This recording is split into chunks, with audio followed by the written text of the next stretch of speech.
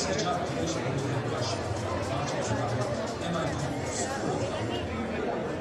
जो युवाओं को राजनीतिक प्रशिक्षण देने का देश का पहला संस्थान बना। इसका अगला चरण पूरा वर्ष 2011 में भारतीय युवाओं का सबसे बड़ा औपचारिक समारोह भारतीय छात्र संसद, तत्पश्चात 2017 में राष्ट्रीय महिला संसद और वर्ष 2018 में आयोजित राष्ट्रीय सहकारी संसद। पिछले 20 साल से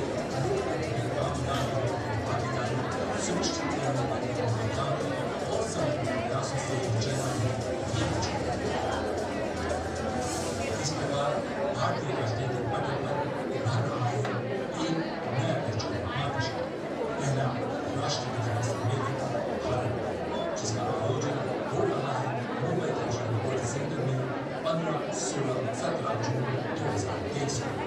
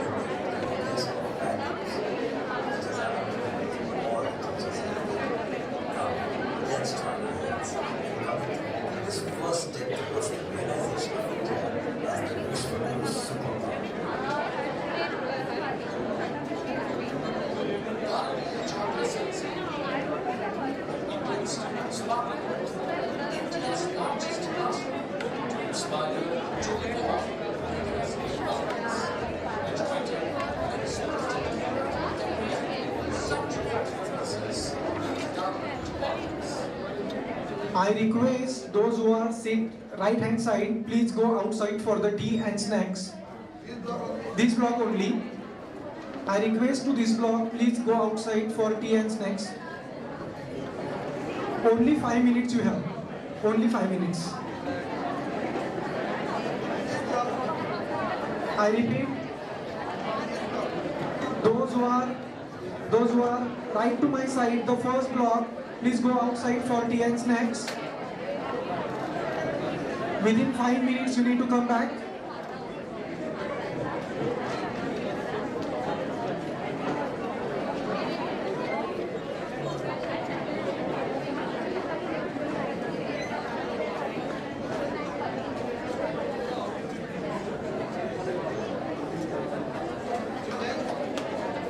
Be quick, be quick.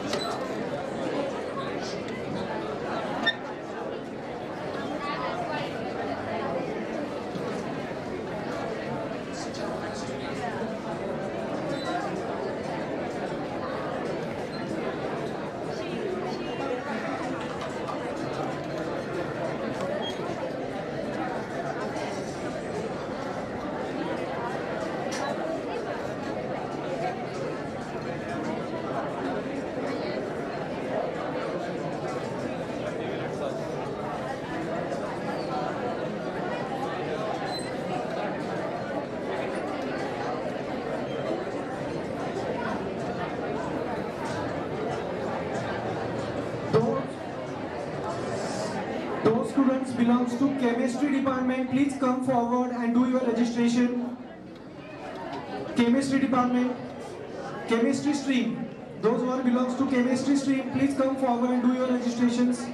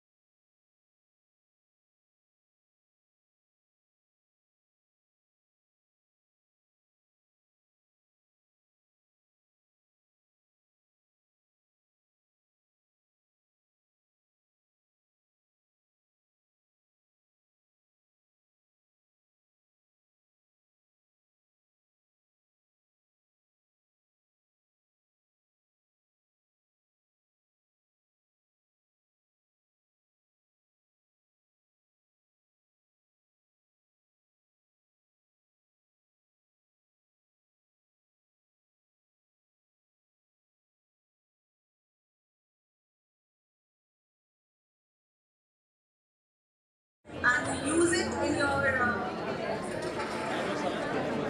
I request second block, please go outside for tea and please come back Asunna. I request second block, please go outside for a tea and snacks.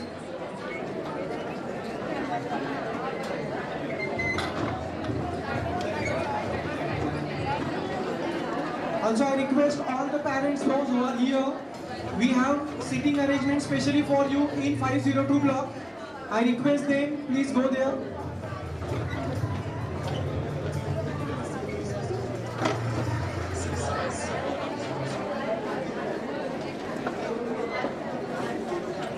Please come back within 5 minutes.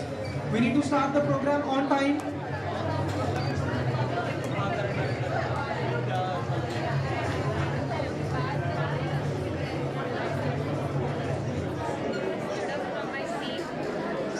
Those students belongs to MBA, BBA, management. I request them, you have a different hall which is exactly opposite to this.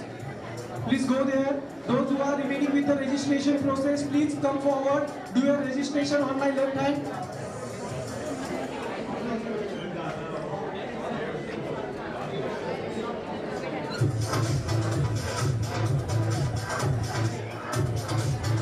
Can I do something for the people at the bottom of the pyramid? Can I do something on women literacy? Can I do something on health and hygiene? Can I do something on sanitation? Is a person who relentlessly pursues their goal or goals, if you wish to be a serial entrepreneur. is the key need of the hour. Stand in their shoes and understand what they need instead of making assumptions about them. Don't worry about failure. You only have to be right once.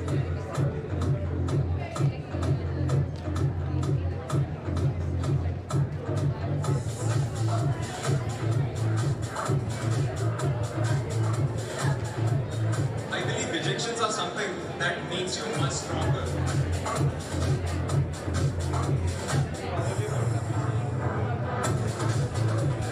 Boards के बारे में क्यों सोच रहे हो?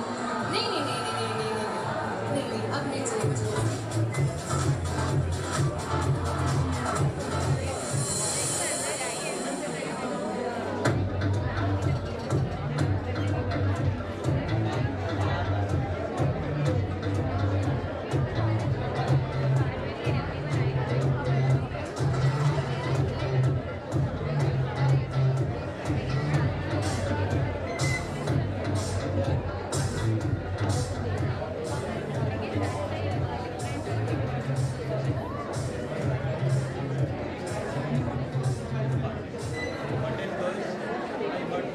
All parents are requested, please go to the 502 hall.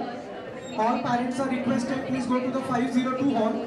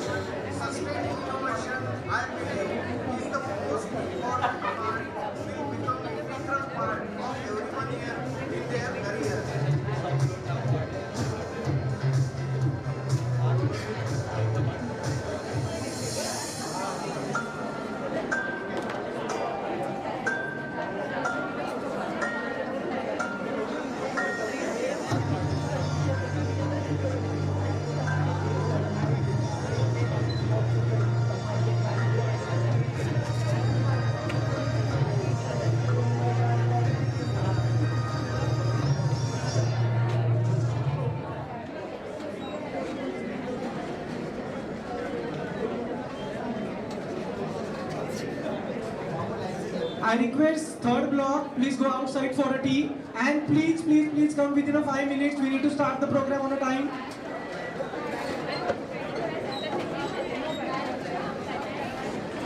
I request third block, please go outside and have a tea.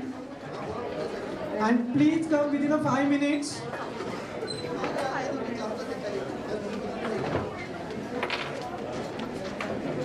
I request the students, those who are left with the registration, please come forward and do your registration on my left hand side.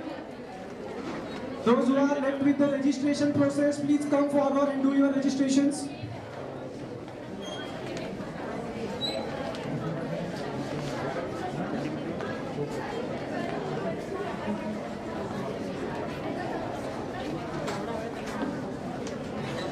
Those who belongs to MBA, BBA management, this hall is not belongs to them. They need to go exactly opposite to this hall.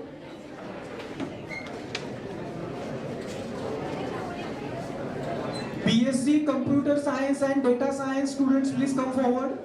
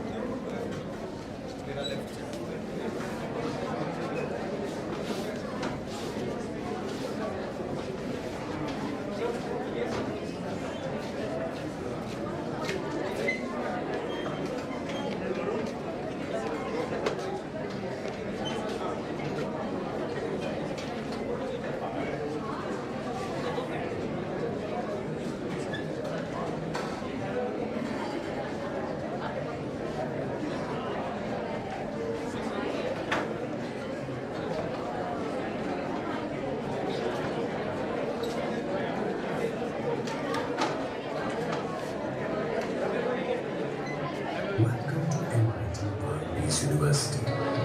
MIT WPU, formerly known as MIT Pune, is the epicenter for imparting value-based education for promotion of universal culture of peace and welfare among youth. For over 40 years, MIT WPU graduates have contributed significantly to society. Today, student learners at MIT WPU are leaders of change to shape a bright future.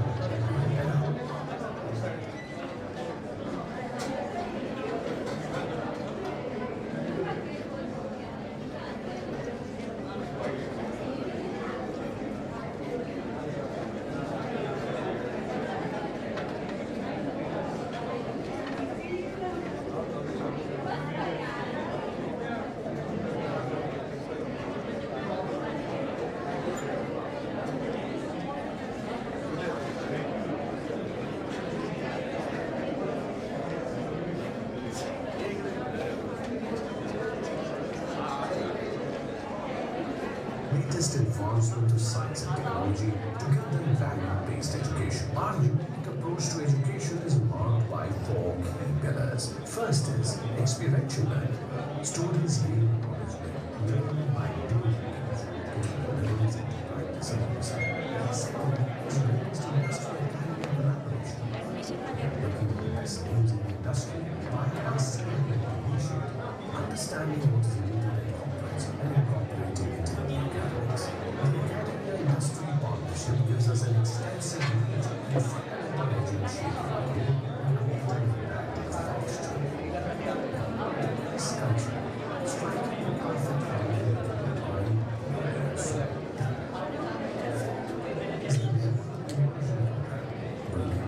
India, understanding their problems and developing practical and sustainable solutions for them. We partner with industry leaders to give the students a platform to interact, share their ideas and research with the world. Experiences, perspectives and learnings allow the students to understand the shared humanity and better prepare them for the reality of a fast-paced, interconnected world. The value-based education at MIT WPU has a strong foundation of science and philosophy and is also driving inspirations from futuristic technologies that are revolutionizing today and tomorrow.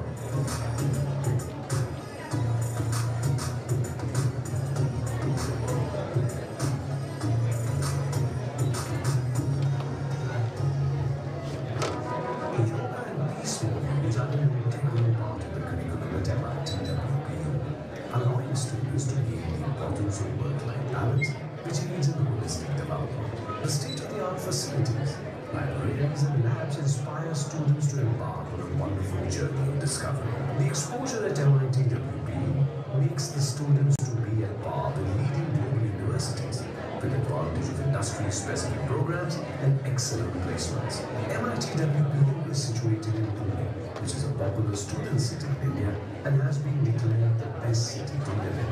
Being the first university to offer a program in political leadership, offering programs guided by SDGs, students get more opportunities here. Students are encouraged to extend their learnings by joining various clubs that focus on extracurricular activities and allows them to maintain a healthy learning balance. Our faculty members with decades of industry experience so deep into research, with multiple patents and publications in their records. A safe and secure campus that assists to nurture learning, persona, and thinking, experience value-based education, and learn what matters. With MIT WPU.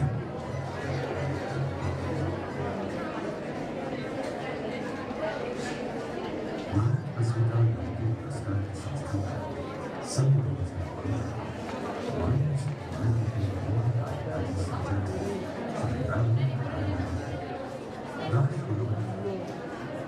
I request these last blocks, please go outside for a tea and come within a 5 minute. I request last block, please go for a tea and come within a 5 minute.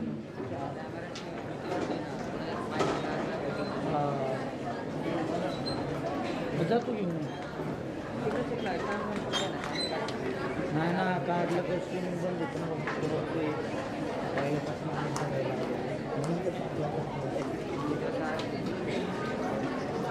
कोणाला नाही तर त्याचं त्याचं काम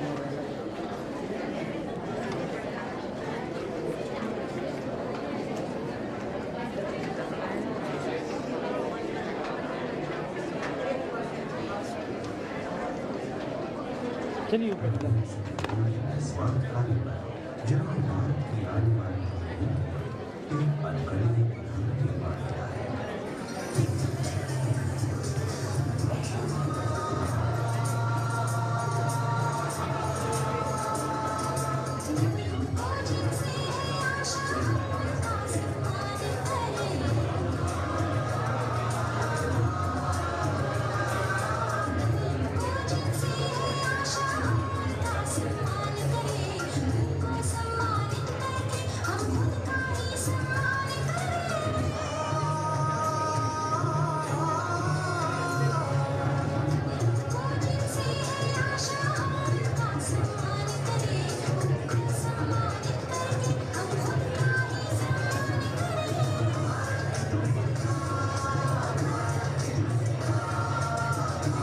I request all students, those who are left for the registration, please come forward and do your registration.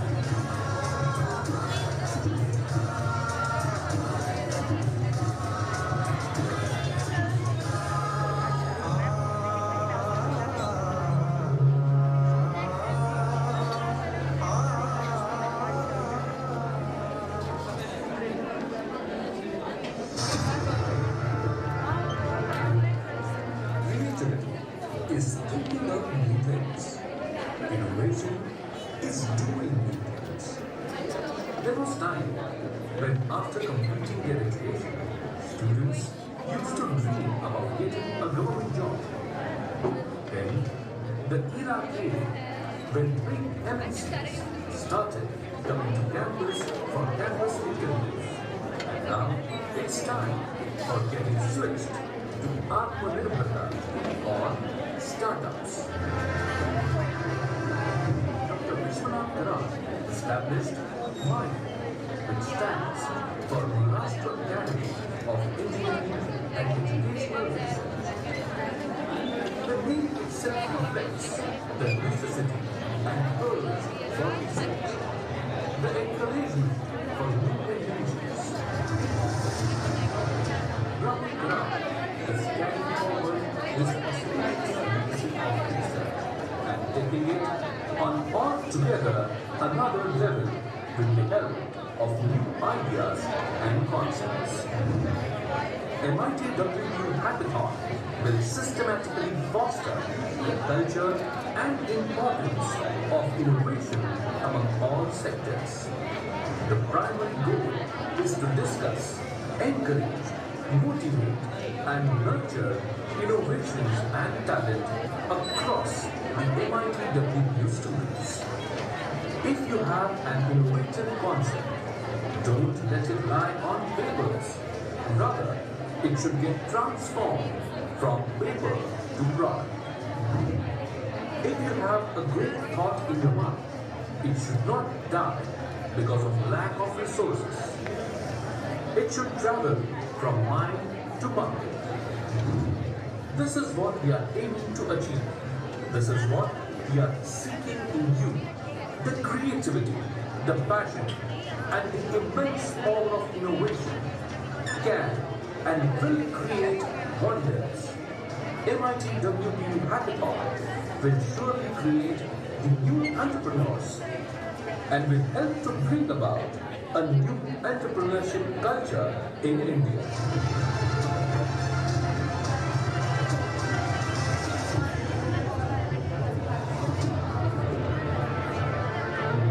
After all, innovation is the ability to see change as an opportunity and not as a threat. MIT WPU Hackathon, let's be the change.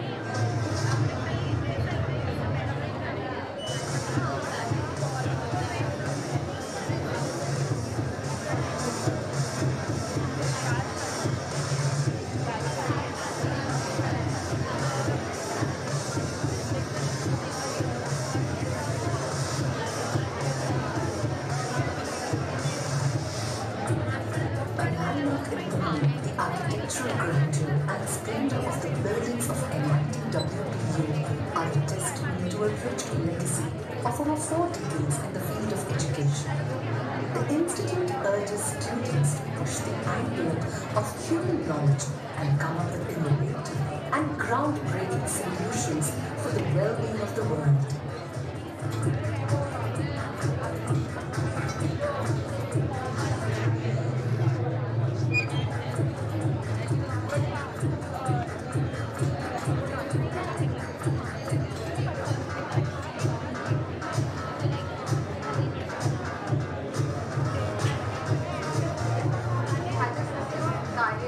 It's so great that they promote the people in the right direction. They guide you where to be. They know your strengths and weaknesses. They put you in the right place.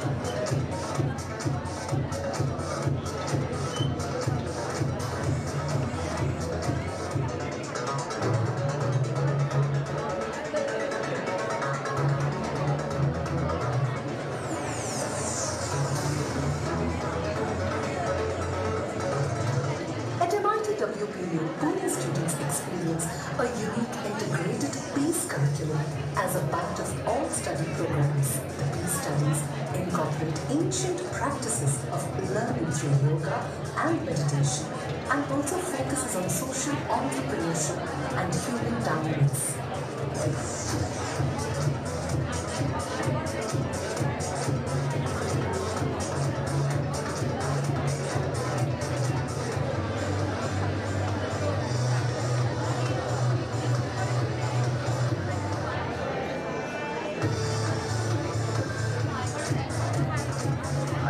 multi-national becomes one of the very leading international academic institutions, not only in India but at the international level, where it's about life and build up a harmonious life. With a world-class space of intellectual distinction for creating extensively trained professionals, MIT WPU promotes the culture of peace through value-based education system, which will further nurture its students to stand for eternal human values and world peace as complete global citizens.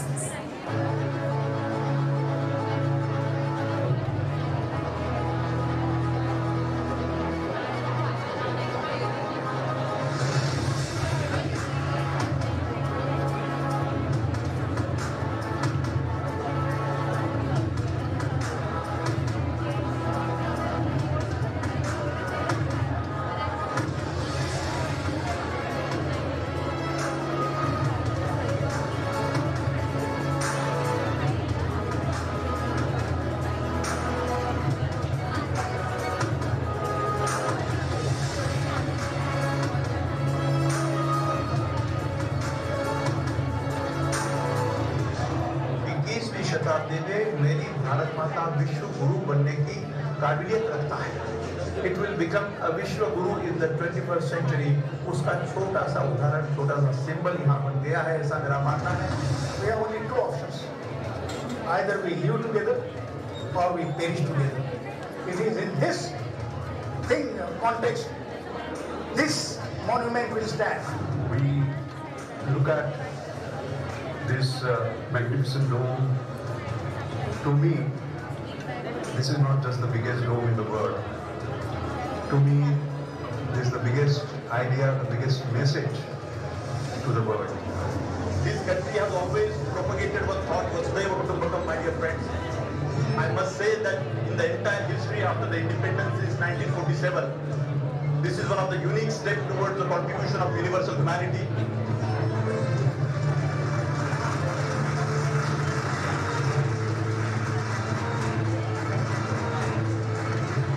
I appeal to the Vice President and Honorable Chief Minister to recognize this World Peace Dome as a structure of national and global importance and support to promote it in such a way that it evolves as one of the prominent tourism destinations of the world.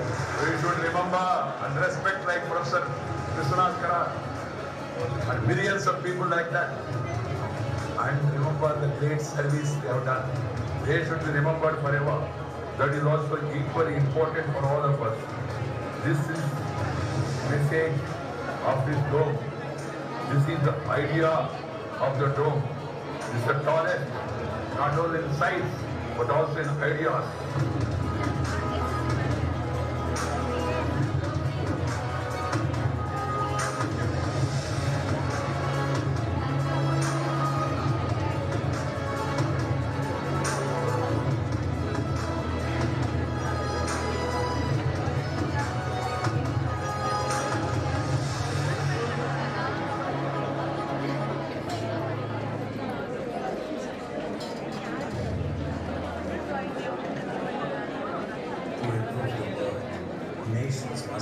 Please make a note.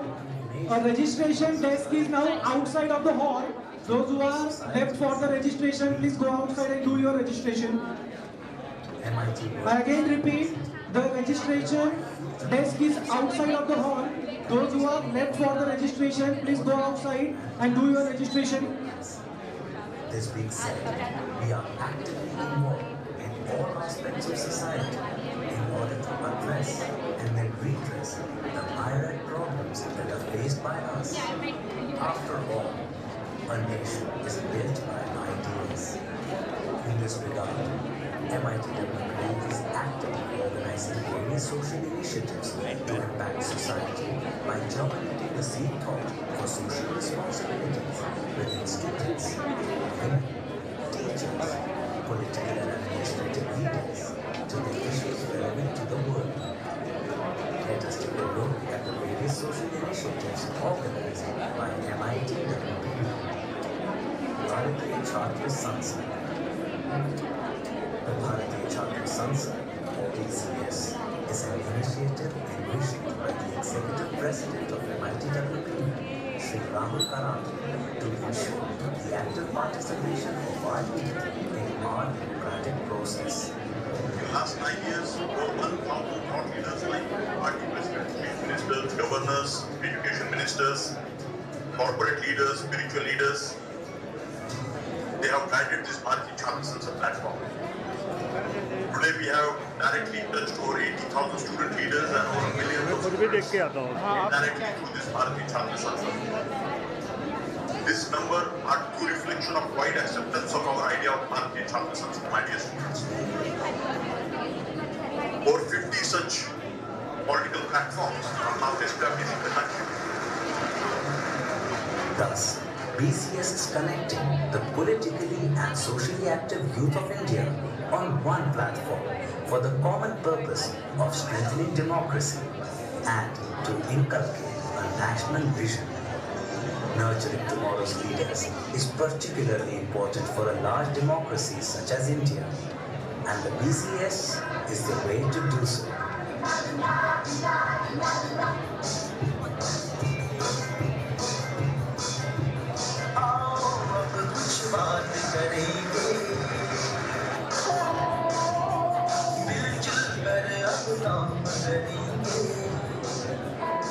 The World Parliament of Science.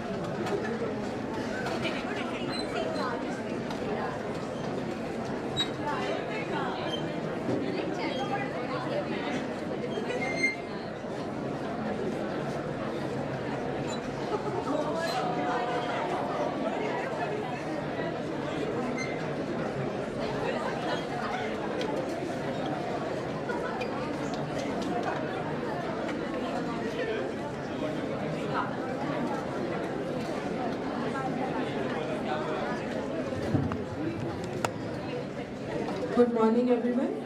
Am I audible at the back? Okay, there, in that corner, am I audible? Okay. So we'll be starting shortly. I request everybody to please settle down.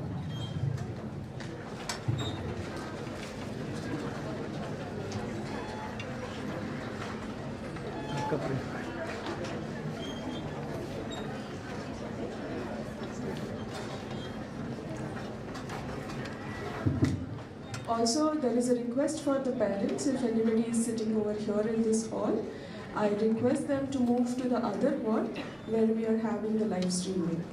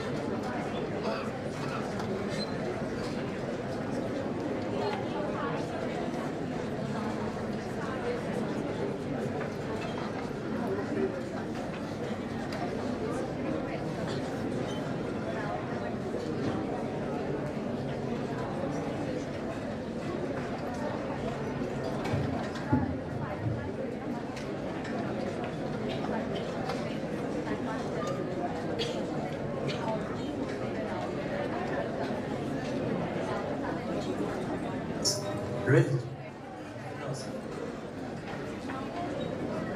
Department of Science, Religion and Philosophy is area of hallmark and education.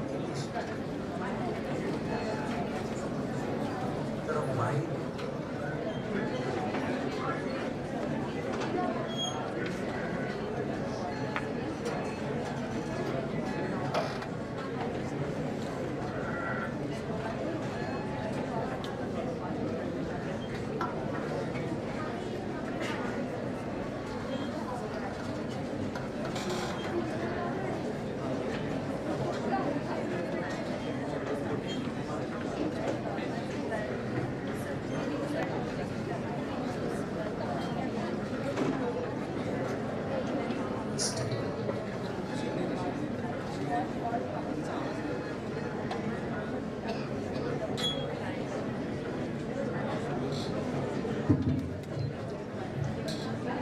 Okay, so we are almost about to begin, but let us first check how's the Josh.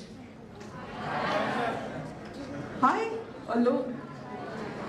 Okay, let us clap for all of us here and for the dignitaries.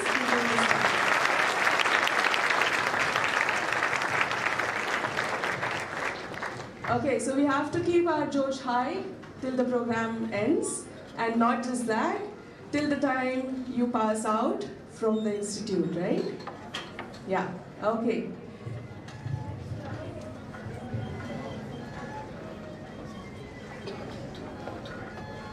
So, a very good morning to all of you present over here today. I would like to start by quoting a famous character, Master Ugwe. So he says, "Yesterday is history. Tomorrow is a mystery. But today, my friends, is a gift. And we are gathered here today to celebrate your new beginnings and to start your new journeys together with us at MIT WPU. I, Dr. Neha Shintre, along with Dr. Parinita Das and the entire team of School of Sciences and Environmental Studies, extend a warm welcome to all of you present here today.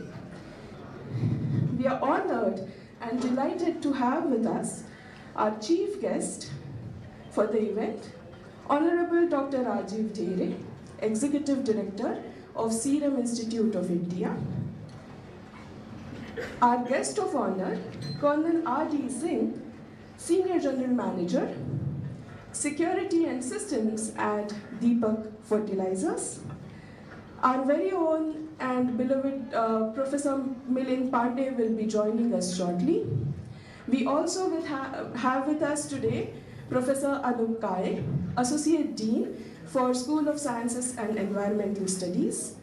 Dr. Wasi Sheikh will be joining us shortly, who is the Associate Dean for External Affairs at the school. All the program directors, all the senior faculty members, my dear colleagues, all the students, and the parents who are watching us online. I once again welcome all of you.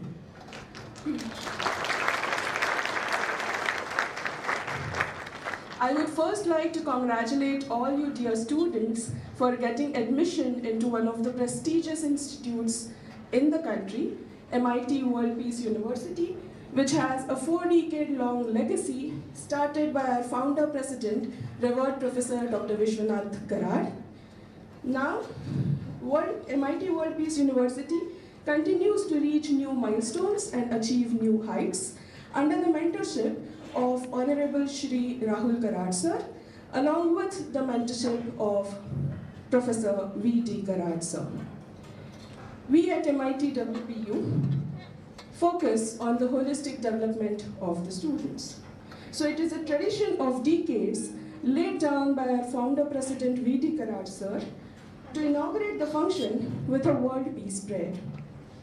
This prayer emanates the message of the entire world as a family and wishes for the prosperity and well-being of the entire humanity. I request every one of you from the audience to rise in your seats, fold your hands, and participate wholeheartedly in the World Peace Prayer. I request the technical team to read it.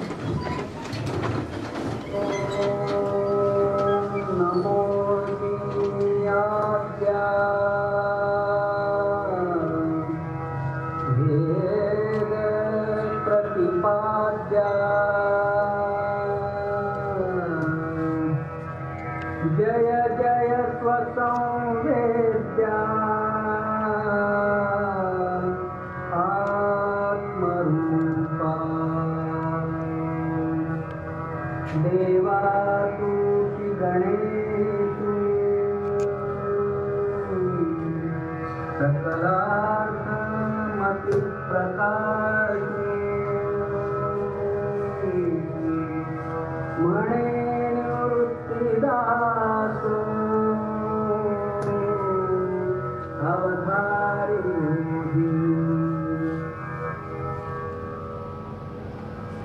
Guru Brahma Guru Vishnu Guru Deva Maheshwara Guru Sakshat Parabrahma Tasmai Shri Gurave Namaha.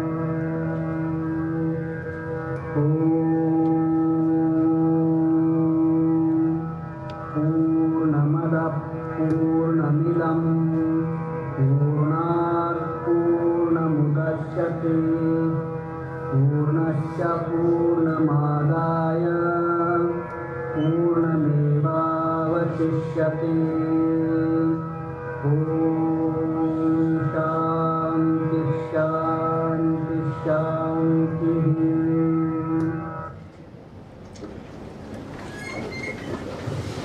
Kindly settle down. I request Professor Anup Kale, Dr. Dhere, and Colonel Singh to kindly inaugurate the session by lighting the lamp and Saraswati Puja.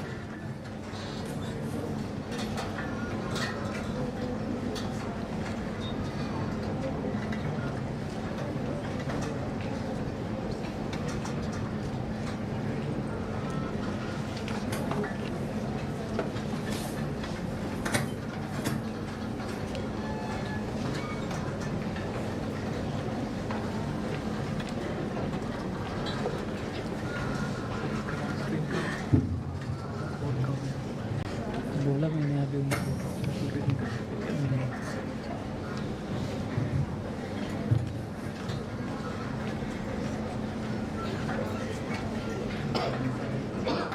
Thank you, everyone. Going ahead, I now request Dr. Prasad Kulkarni to welcome our students.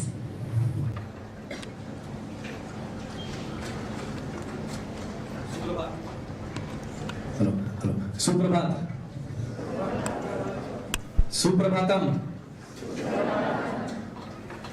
आवाज नहीं आ रहा है Suprabhatam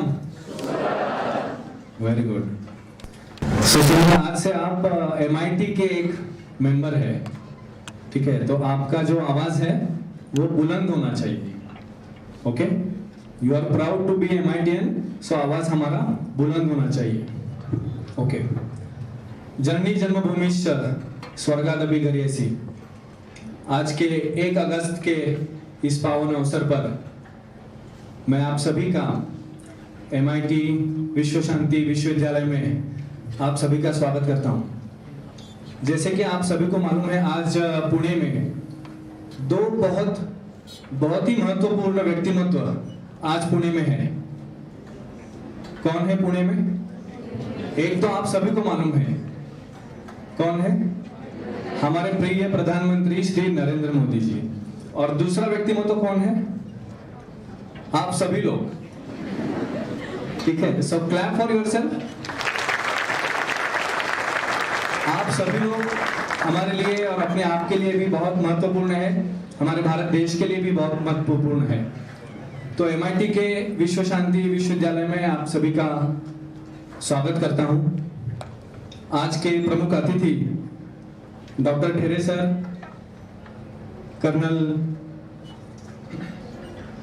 honourable colonel साहब, मेरे अधिष्ठाता doctor Anoop sir, doctor वासी Sheikh sir, मेरे सभी विभाग प्रमुख और सहकारी, मेरे छात्र और छात्राएं, आप सभी का MIT के विश्व शांति विद्यालय में मैं आज 1 अगस्त के जो लोकमान्य बाल गंगाधर तिलक की पुण्यतिथि का दिन है, इस दिन पे आप सभी का स्वागत करता हूं। एक ही बात मैं यहाँ पे आपको बताना चाहूंगा मैं यहाँ पर आते समय सुबह एक डेटा देख रहा था जो आपको गूगल फॉर्म हमने शेयर किया है, ठीक है। तो उसमें अगर आप देखेंगे तो ये जो भी 300 छात्र छात्राएं सर यहाँ पर बैठे हुए हैं, वो एक छोटे भारत का प्रतिनिधित्व करते हैं। हम सब मिलके आज यहाँ पे 23 राज्यों से आए हुए हैं। 23 स्टेट्स वी आर रिप्रेजेंटिंग। और करीब करीब 77 अलग अलग नगरों से, अलग अलग सिटीज से हम सब आते हैं। तो ये छोटा भारत की एक झांकी हमें सबको यहाँ पर देखने को मिल रही है। और विविधता में एकता जो हम बचपन से सीखते आ रहे हैं, बोलते आ रहे हैं, ये हमें अब आज यहाँ पर दिख रही है। तो भारत का एक नागरिक, सुजान नागरिक होने के लिए आज से हम सब प्रयास करेंगे और सुजान नागरिक बन के दिखाएंगे।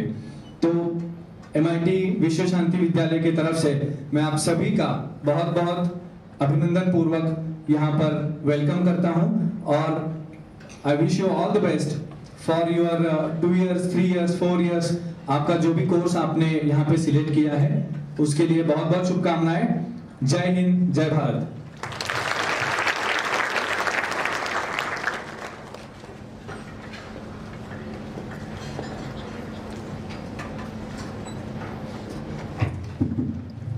So after that hearty welcome, I now call upon Professor Anup Kale to come and address all of you here and tell you about different programs that are run under the school and also explain to us about the USPs. Sir.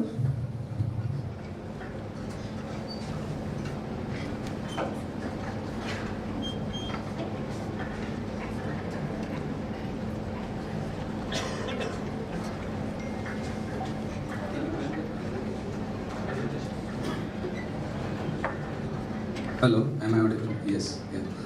So first of all, welcome to all of you and congratulations for securing the admission in MIT World Peace University. We'll have some idea about where you are, like where you got admitted, what is your university, and in the time to come, like in 2 to 4 years, you will come to know more about your university. So.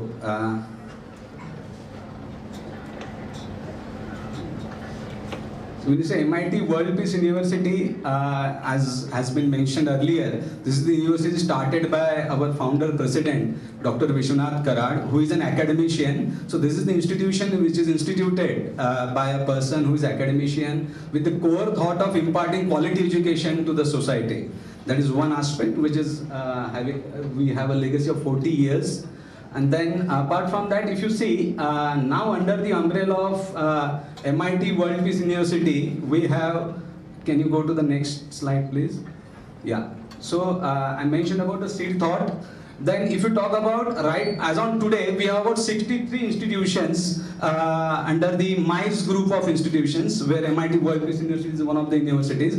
So in all, this organization or the institution as a whole, we have 4 universities which are encompassing across different states in India. That is one.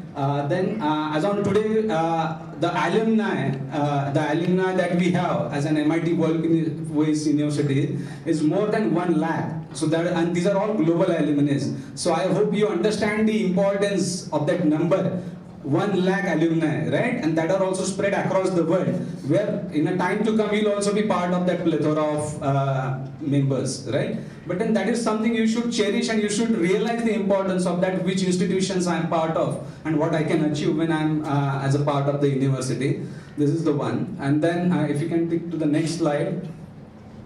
Yes, so this is one of the, in a way, rankings that your university has got. We have been ranked 54th under Atal Innovation Rankings, right? And we are the first one in private universities in Maharashtra. So we are the top university in Maharashtra who has received Atal Innovation Rankings, which is something which is very important. I think we should clap for this one. And I'll tell you what is the importance of this.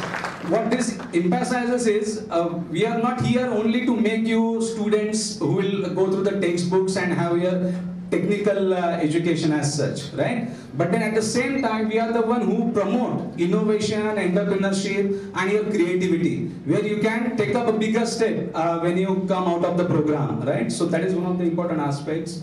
Can you take to the next slide, please? Yeah. So this legacy we already talked about. As an institution, we started in 1981, and from there we have been growing exponentially. So as on today, we have a very dynamic leader who is alumnus of Harvard University, Rahul Karad sir. He is leading us in terms of our progress and in a way every aspect of that a student should be enriched with. Okay, can you take it to the next one, please? Yeah, so these are our thought leaders, right from Dr. Raghunath Mashaykar, Dr. D.P. Agrawal, Dr. Ajay Gore, Dr. Vijay Bhatkar, whom we know as a man of supercomputer, right?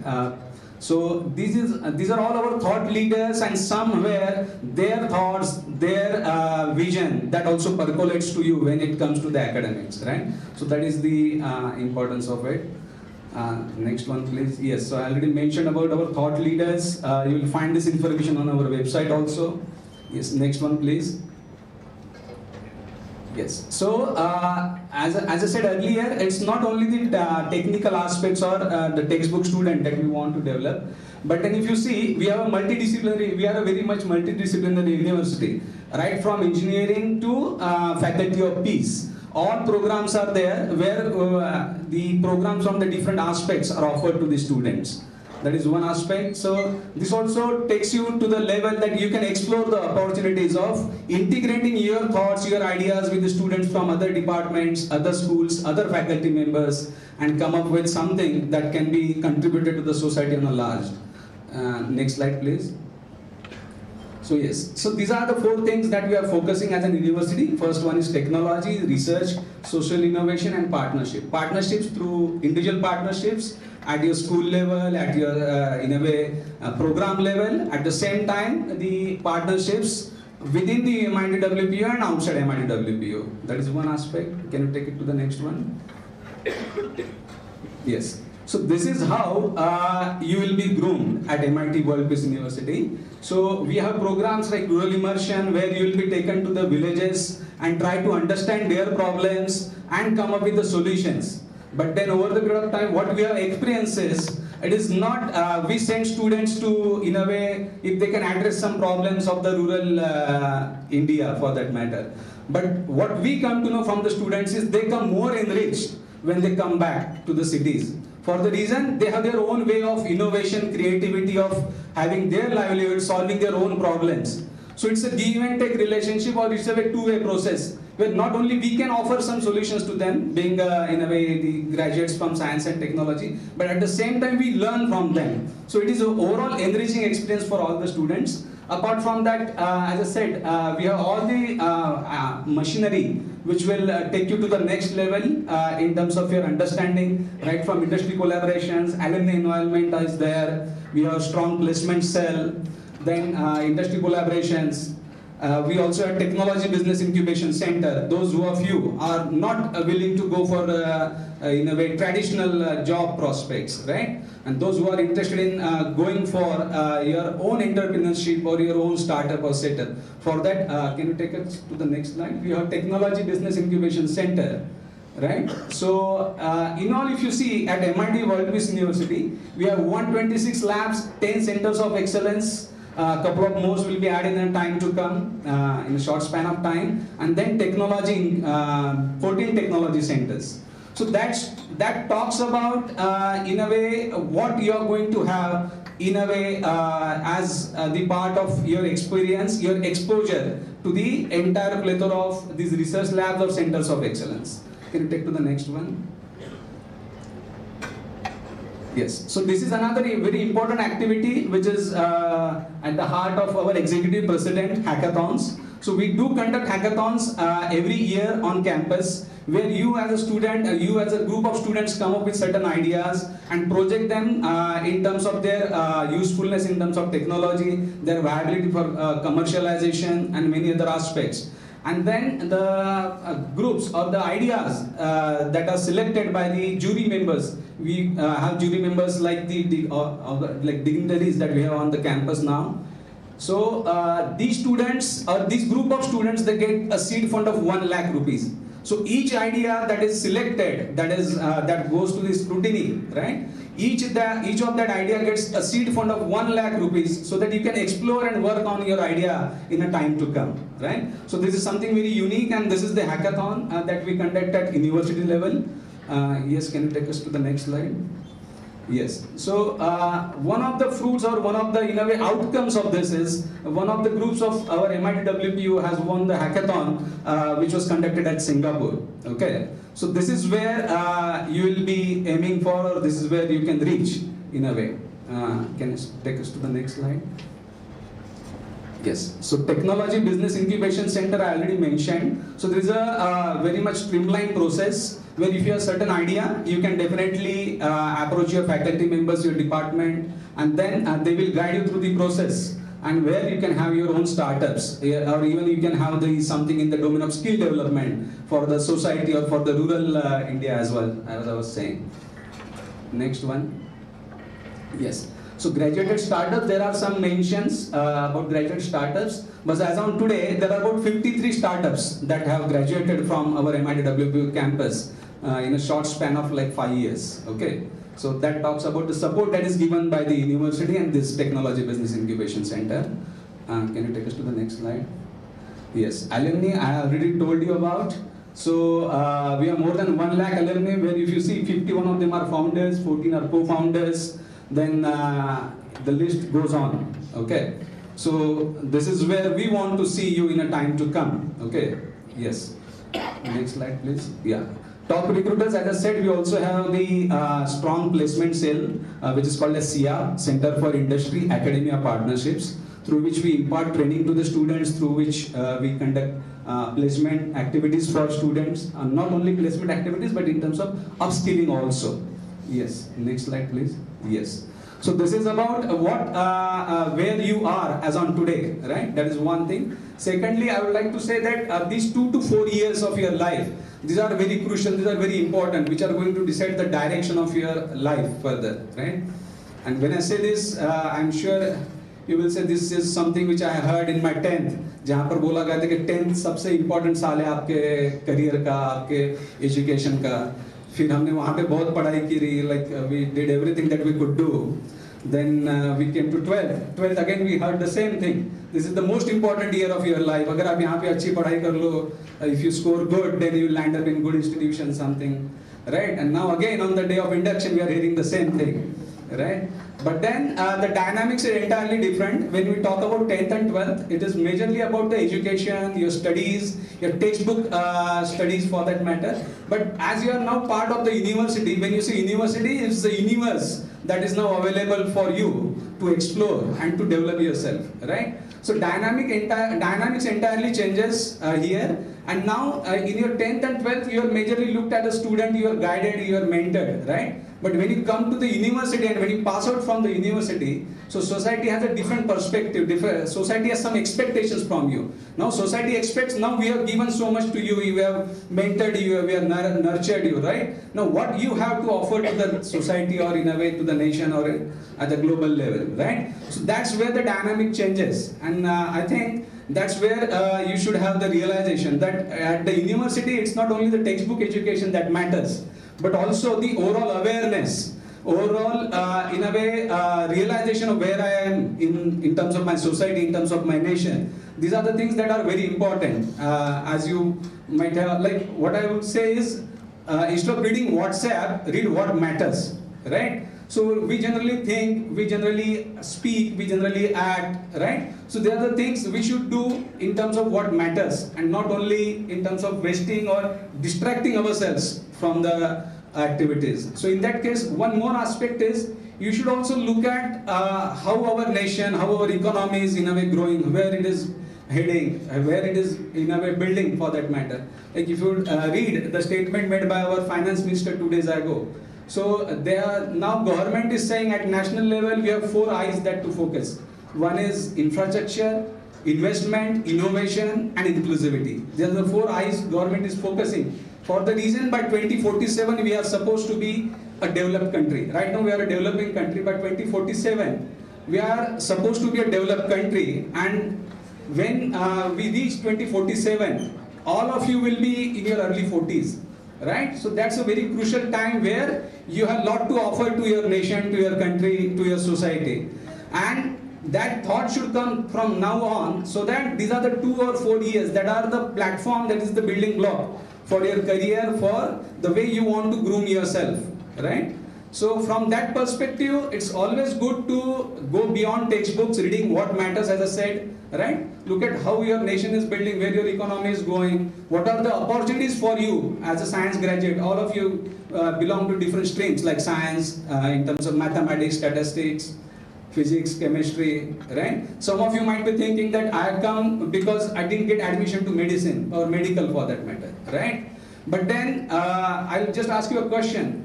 A doctor who prescribes medicine to 100 patients has a bigger impact or has a bigger contribution compared to the chemist or a microbiologist or a biotechnologist who develops that drug and which is in a way given all over the world, right? So one of the examples I would say is in front of us, like all of us know Serum Institute of India, they manufacture vaccines, right? So doctor is the one who gives vaccines to maybe 100 patients. But institutions like Serum Institute of India, they develop vaccines which are given across the globe to 7 billion people, right? So that is something we should aim for as a science and technology graduate, and definitely we have a bigger impact to, in a way, deliver in a time to come. That is one aspect. Another, I'll not take much of your time, anyway we are a few years ahead to discuss and interact with each other. We are here to listen our dignitaries today. So one of the aspects is all of us know gravity, right? So gravity is the one which is an invisible force and the tiniest force that keeps all the planets, entire universe in motion, right? But then it is the tiniest thing that has the force which keeps everything in motion and in a way in order for that matter. On the similar lines, the gravity of our thoughts, what we think and what we do. So our passion and our mission, it always keeps us in motion, it keeps us driving towards our goal, right? But it is the gravity of our thoughts that should in a way drive, and it should help us to be true to what we are, right? So thank you with these thoughts. We'll interact more in the time to come.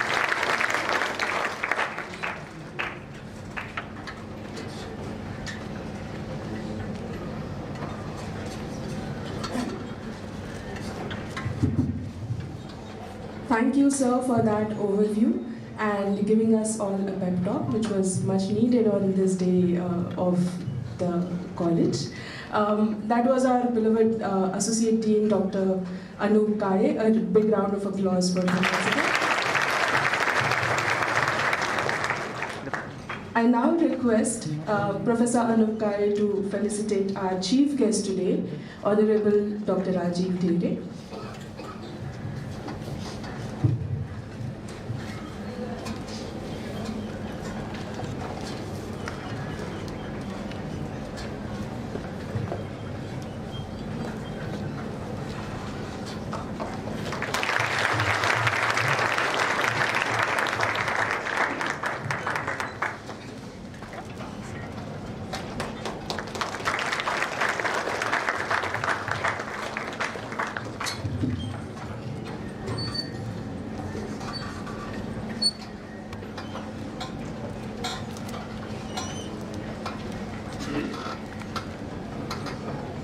I now request Professor Wasi Sheikh, Associate Dean, External Affairs, to felicitate and welcome our guest of honor, Colonel R.D. Singh.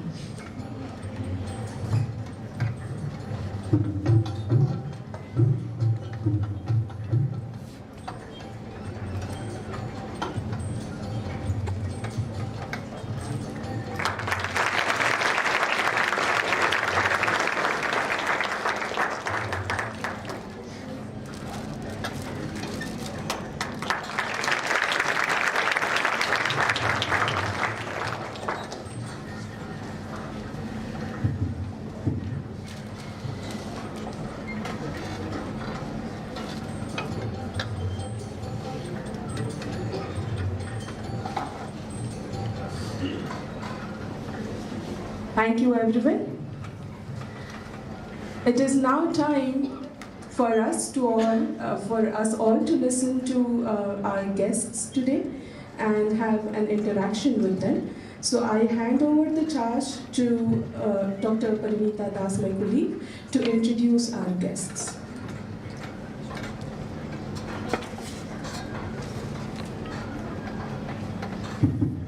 Thank you, ma'am.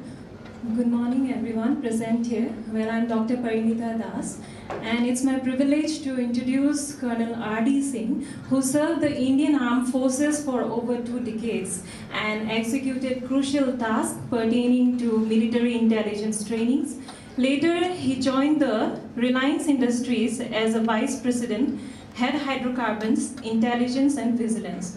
While serving there, an important task of identification and mitigation of risks and threats to physical security of men and materials was under his purview.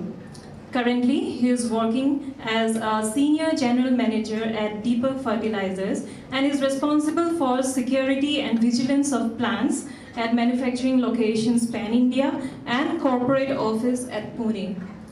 Additionally, he is also the founder of Presidio Services LLP, which works in the domain of security audits, risk assessments, and ex-servicemen security or vigilance manpower recruiting for manufacturing companies.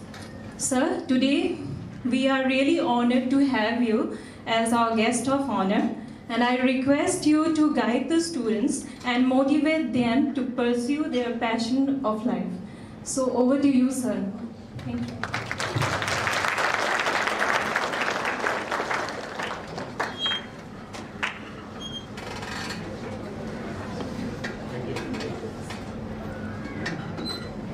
Yeah, thank you everybody. Thank you faculty. Thank you Dr. Kale and all the faculty members and for such a nice introduction. I don't know whether I deserve it or not. Okay, so I'm the odd man out here. A commerce graduate, army officer. I am working in the field of security and intelligence. So nowhere I feel related to science and technology. But yes, it has affected entire life that I have been working. Firstly in the army, where you have technology in the form of arms, weapons and other equipment. Then I joined Reliance Industries. It's the Jamnagar site. Who all know? Anybody has heard of Jamnagar refinery? Reliance, the biggest refinery complex in the world, 20,000 acres of machines and overwhelming technology. So I took efforts in the first year to visit each and every of the more than 140 plants and about a tank farm of about 354 tanks, the largest being 98,000 KL. 20 KL is one tanker that you see moving around. So 98,000 KL, you can translate what kind of technology would have gone into construction and maintenance of those tank farms. They call it tank farms. Getting into 1.5 years that I was doing consulting with Presidio. So you do investigations, you use technology, which most of you would not have heard of. That's called hacking, other means also. So that is also one form of science and technology per se. And then I came to agrotech industry, where farming, the fertilizers are being produced and we are helping farmers get a better produce using technology. So from a product selling company, Deepak Fertilizers has grown into a solution providing company. So farming solutions. I'll tell something more about it later on. They also produce ammonium nitrate, explosive grade, which is used in infrastructure, building roads, mining industry and other infrastructure, there it is used. So that also requires something kind of a precision technology. How much of explosives to be used, how much of explosives will have an impact, and the blasting that you want to do. Even in farming also there is something called precision farming. How much of NPK, NPP, N46 or other kind of fertilizers, what grade can be used for this kind of a farming on this kind of a soil. I'll give you one personal example. 1987 I went into college. I made a friend who was from Dehradun. I am from Delhi. He was from Dehradun, and they had about 178 bighas of rice and sugarcane farming. So every day his father will wake up at around 3:30 and go to his farm around 4 o'clock. There will be water released by the irrigation department. He will take his kassi and what do you call it, pavda, पानी निकाल के इतने minute के बाद 13 minute के बाद उसको बंद करना and all those things. 87. I was posted here in 2002.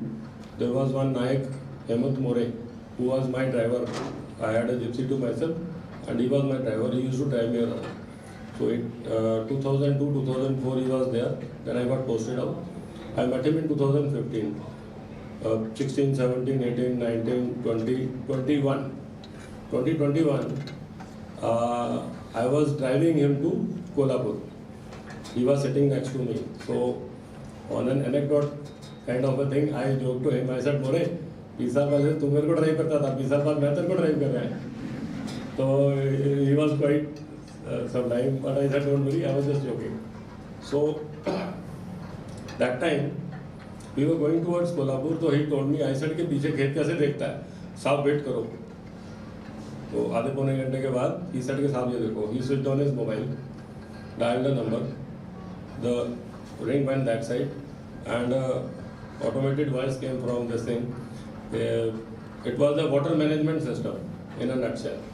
With the mobile, he could control the outflow, and after giving in the time for the water to flow into his field, there would be a message coming that पानी बंद कर दिया गया है. He says, this is how I control water through my mobile. I don't need to stand there for irrigation. I don't need to depend upon somebody के वहाँ जाके पानी खोल दे. So this is what is science and technology. Dr. Anup was talking about that. You guys probably at some point of time would be doing it for people. People like me are aware about it because I have seen it. He may not have shown it to anybody. Day before yesterday, sorry, I got a bad throat. He called me up. So I was talking to him about a pilot project that we are trying to start for the ex-servicemen. We are already having projects for the farmers in this area, in Maharashtra and in Gujarat. So we propose an idea of starting a program for the ex-servicemen. That is a very good target audience that you will have in Maharashtra. So I was asked, can you arrange? I said I can carry out a pilot in Satara, because this is the place where he belongs, and he was the sarpanch of that village also.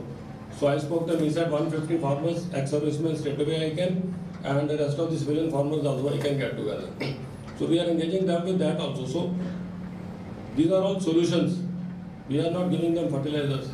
We are giving them farming solutions. Where do they come from? There is a head strategy in our company, Mr. Deepak Kenny. He was the IT head about a few years back. He went out to some other foreign country and now he is returned back. So he is now head strategy and digitization kind of a thing. So in farming fertilizers, you are introducing digitization, you are introducing technology solutions to make it a kind of a precision farming and get a better produce out of it without any losses or harm to the crops. Any mismanagement of the fertilizers into the crops is going to have a harmful effect on the crop and on the output, and consequently on people like you and me who will be consuming that. So this is what we are now starting this. So this is where science and technology comes in. So when Dr. Anup said that you are the fulcrum on which the industry survives, the doctor cannot do anything till the time he gives the medicine that you produce. The Physiotherapist cannot do anything till the time you produce the equipment, precision equipment for physiotherapy that you manufacture. So every field is same towards nation building. People do respect Army guys, Navy or Air Force guys, but I respect people like you. All 130, 140 crore cannot be army men. Similarly, all 130, 40 cannot be scientists or science graduate or technical graduate or IT graduate. Everybody is doing his job in his own way, in his own manner, at his own place or her own place. So your role is also as important as the role that the armed forces have. They protect these borders because so that they say that we protect borders so that you can sleep well at night.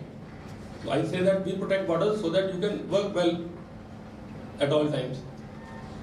Otherwise you'll all be concerned about that or somebody will be intruding. That's why you protect borders. So you have your important role to play. Very small tip of advice I'll give, which we follow in the army. So I would request you to follow this. Today I am speaking in front of my teachers. I was a student, and once people like us who have studied in 80s, we have good regard for teachers because there was a teacher-student discipline being maintained. Today, that teacher-student gap is reducing. The teachers, the faculties are much closer to the students. They are interacting much more with the students. We were just following orders. So my mindset remains like that. The teacher is a teacher.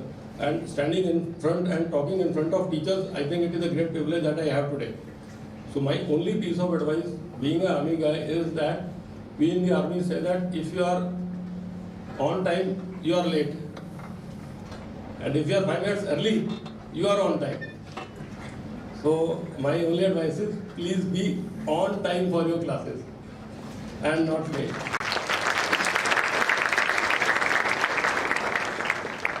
In fact, sir came like 15 minutes before the scheduled time. So, and we were in a rush to receive him. So that is something I think we should learn from him. Yes. So that, at least I have been able to inculcate that in my son and my daughter. They always reach 10 minutes before to their college and their school. My daughter can't because she goes in a school bus, but my son makes it a point that he reaches 10 to 15 minutes before. So if you do that, I think you are respecting your faculty, your teachers, even though the gap is reducing, but still they will at one point of time point out. Like they pointed out to my son that Shan is always before time. So you must follow this. If you follow this, I think you will be much better off not only during your stay in MIT but also during the later years in life also. Apart from that, I don't think I have anything. If you have something to ask related or unrelated to your course, your this thing program here, I think we can give them 5 minutes. Yes, yes, yes. Huh? Yes. Yeah. Anybody who has a, yeah, please. Good morning, sir. My name is Mohammed. Yeah. So today I am pursuing MSc in physics now, and I had always the will to join armed forces. I actually appeared for the CDS exam, but due to my accident I couldn't join. So later on in life, is there some way I can serve the defense? Yeah, you can, but I think if you are doing MSc Physics, you have larger aim to serve the country. I think so. But yes, even after MSc, you can join as a technical graduate. You'll go through a different SSB process, and then you get a 1 year training there in that, rather than 1.5 years after CDS. Thank you so much, sir, for your time. Welcome. If the questions please be interactive. We'll not get a chance like this to interact with our dignitaries, our guests like that. Again, it's such a leisure time because then you will be in your academics, right? As I stated, it is related or unrelated. It is pertaining to your courses, your stay here, life, motivation, how to go about doing things. Anything you can ask. And if not now, even at later stage also you can ask me. So I thought I'll just give 2-3 minutes to for you to put your brains into action and ask something which you may have. Can I ask you a question? Yeah, please. So you said you were in service earlier, being a retired colonel, and now you served with the Reliance, now Deepak Fertilizer, and many agencies you have been working with. So what do you think, you are contributing more with the private companies or the corporates which you are working, or you contributed more when you were with the service as a colonel? Okay, that's a difficult question. What, I mean, what gives you this more satisfaction? That's what we want to know. You do your work wholeheartedly. So, when in Rome, behave like Romans. So, you put in your best in whatever field you are in. Do not impose yourself or your experience on others. फौज में तो ऐसे होता था, this is how we function and all. Get the best out of your experience of the past, put into the best use in the best possible manner. We do a court of inquiry. Inquiry होती है ना, फौज also has defaulters.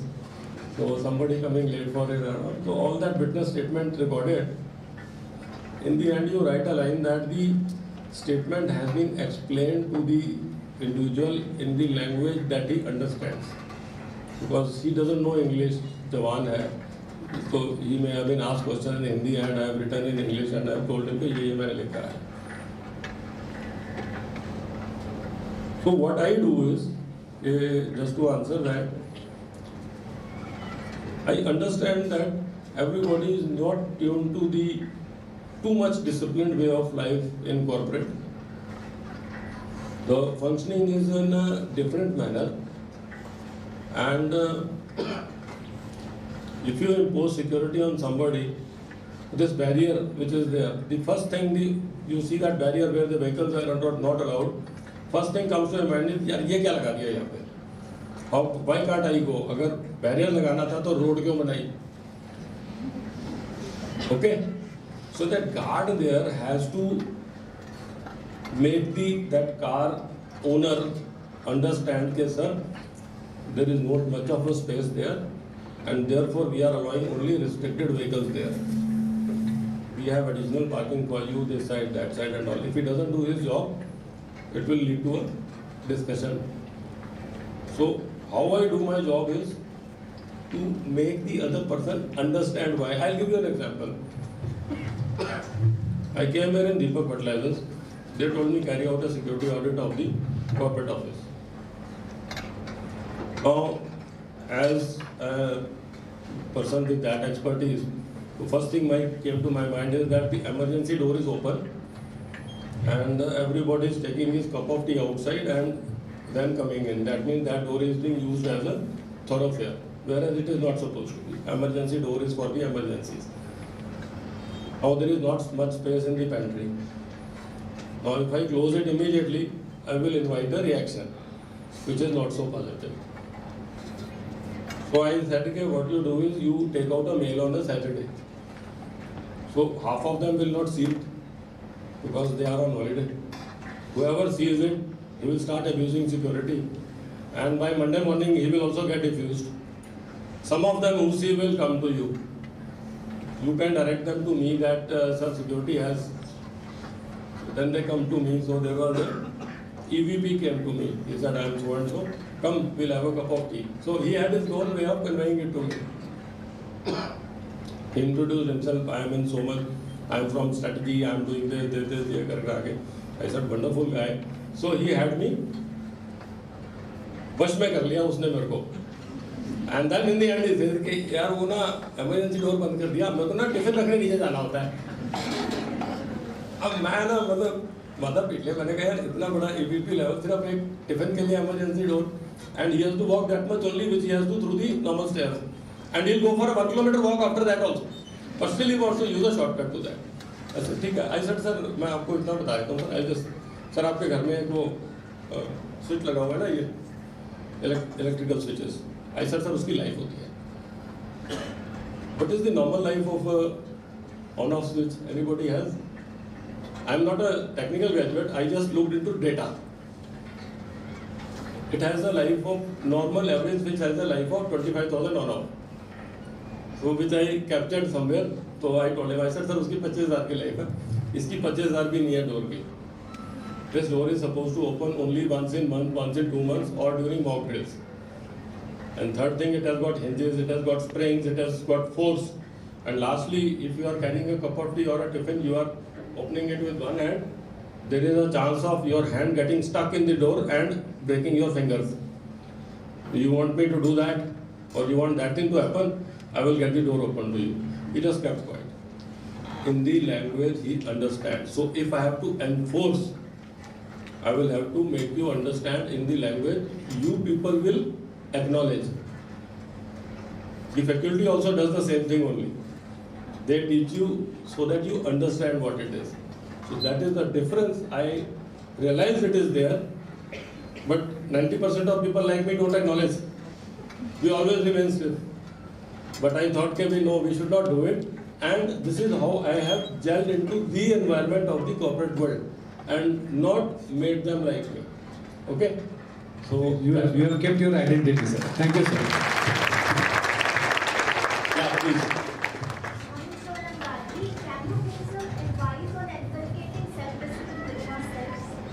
Self-discipline. Yes, sir. Wrong person to ask. Because I find it very difficult to wake up early, and my parents are always telling me you should. And wrong example that you have given. All throughout my life, I woke up at 5 o'clock in the morning because I had to get ready, have a cup of tea and go for PT. And for 1.5 years that I was at home, since July 2021, I used to get up at 8 o'clock in the morning. So, but off late again, I have, though I can get up around 6, 6:15, 6:30, I get up around 5 o'clock, spend time to myself. I don't go for walks and all, but I spend time to myself. The first thing actually you can do is, you should get up at around 5:30 in the morning. You'll realize that you don't go for a walk, don't go for a run, don't go for a yoga. I'm not propagating anything. You start doing your normal routine things which you would be doing throughout the day. Transferring money, looking up at your WhatsApp messages, social media, and remembering that today, set out your routine for the day. Routine means that I have got this task to do, so आज मैं इसको कर लूँगी या कर लूँगा. You will realize that you will have at least 2 to 3 hours free in the afternoon or evening. Self-discipline. I was appearing for an exam in the now in the army. Once you are, please sit down. Once you are in the army, you go for courses on nomination. No exams, no competition, nothing. There is only one exam for Defence Services Staff College, for which you have to appear. So, in my family, we have a habit of appearing only once. My brother appeared for army, he failed, or he didn't clear. There is nothing like fail or pass in the army exams. Either you clear or you don't clear. He didn't clear, he said, अब मैं दोबारा नहीं जाऊँगा. I appeared first time, I cleared it, I went in. I appeared, I was doing my NCWA also. How many of you know cost accountancy? So I did that also. But still I went into the army. So that was only one exam where you have a competitive exam. Like you said, 1:8 is something like out of about 3,500 candidates who appear, about 232 vacancies are there for that. So 232 mein I got selected. I studied for 8 months for that, 6 months for that. I had only 2 months. So I had 2 months of annually, which I planned. In that also 1 week was spent, I was there in Pune only. 1 week was spent, one of my batchmates had surgery. So 1 week I was supporting him in the hospital because he couldn't move. एक हफ्ता उसको सुबह से शाम तक कभी washroom जाना है, आना है, उसका खाना किया. Though his mother and wife were there, but then they couldn't do much. So I did that. So 1 week wasted. So out of 8 weeks, I had 7 weeks. So I divided that time. I created my content. This is what I am going to study. Focused on what I was studying. created my charts and maps for the 6 exams that we were to give, 6 papers से उसमें, and I had dedicated myself that I will study. Dedicated devotion will be for 8 hours in a day. That means that I would be sitting for about 10 to 11 hours in the day, including preparing my tea and all those things. Focus on what your goal is for today, for the week, for the month, or as in today's case, sir has brought out for the entire duration that you are going to be here. You just have to remain focused. If you are focused, you will create self-discipline for yourself.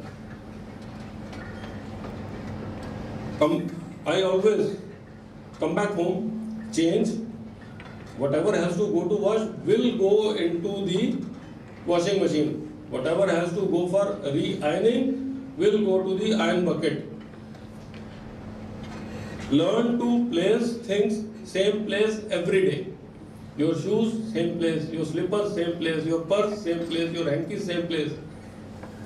I never have anything lying in the bed, lying on the bed, lying on the floor. If your slippers are there, they are all together. These are the small little things. If you start practicing today, in 1 month, you will discipline your entire life. These are the small things you do. There is nothing great to be done on that. You can keep watching YouTubes. You can, वो बिंद्रा है, खान चाचा है, बहुत लोग हैं. Ultimately, you have to do yourself. You create a disciplinary field for you and expand it to other things. Okay? That's it. Thank you, sir. Yes, please.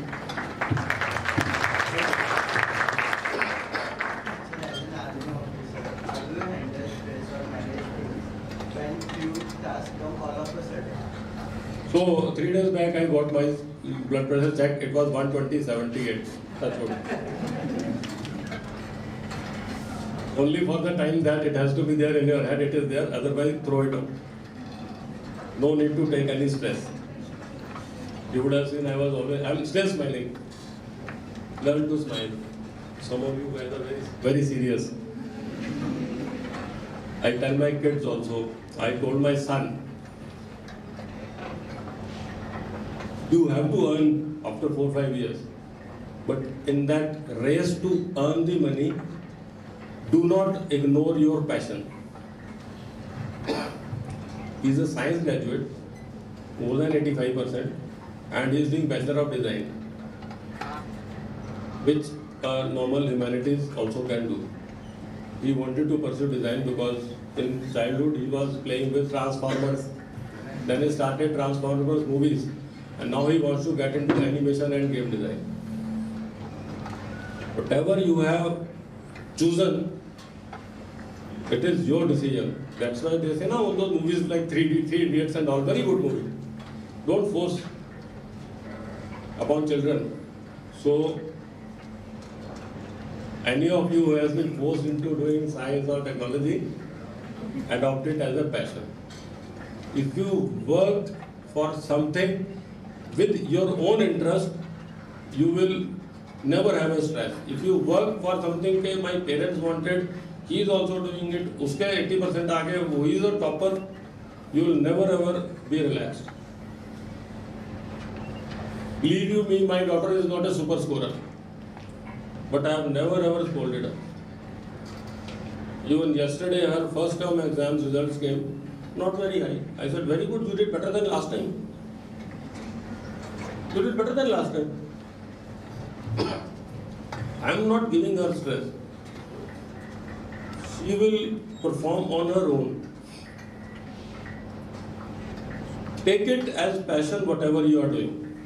When you ask that question of how to self-discipline, so take creating a self-discipline as a passion. I will force myself to do it till the time I achieve perfection. That's what. So, stress is something that how not to take stress. It is either to take stress or not to take stress. You don't know anything, ask. I was stressful kind of a guy in my younger days in the army. यार मैंने ये काम नहीं किया क्या होगा? तो one day I relate. छोड़ो यार. नहीं हुआ तो पूछ लो ना सर लेट हो गया. हार नहीं टूटने वाला. 10. If you feel that, say for example in studies, ये मेरे को समझ में नहीं आ रहा. So if you are spending 2 hours every day, spend. My son,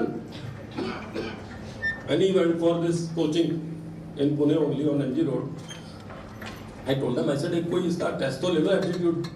हाँ सर ले लेते हैं. तो they gave out a booklet, gave him a test, 45 minutes में he completed it. You know what did they say? They say that his what do you have is one is painting or drawing skills, or second is his aptitude. Just call it aptitude. He said in aptitude he is very good. He can solve problems. वो होते हैं ना वो आजकल वो बड़े वो ले आते हैं 2+2=5 कैसे होता है, all those things 3-4 figures. IAS वाले में ये क्वेश्चन पूछा वो those kind of questions होते हैं. She said he is very good in this. तो मैंने कहा how good or bad he is in drawing. She said a normal average drawing somebody draws. If he spends 1 hour every day, this guy has to spend 2 hours every day. That means he is just nothing in drawing.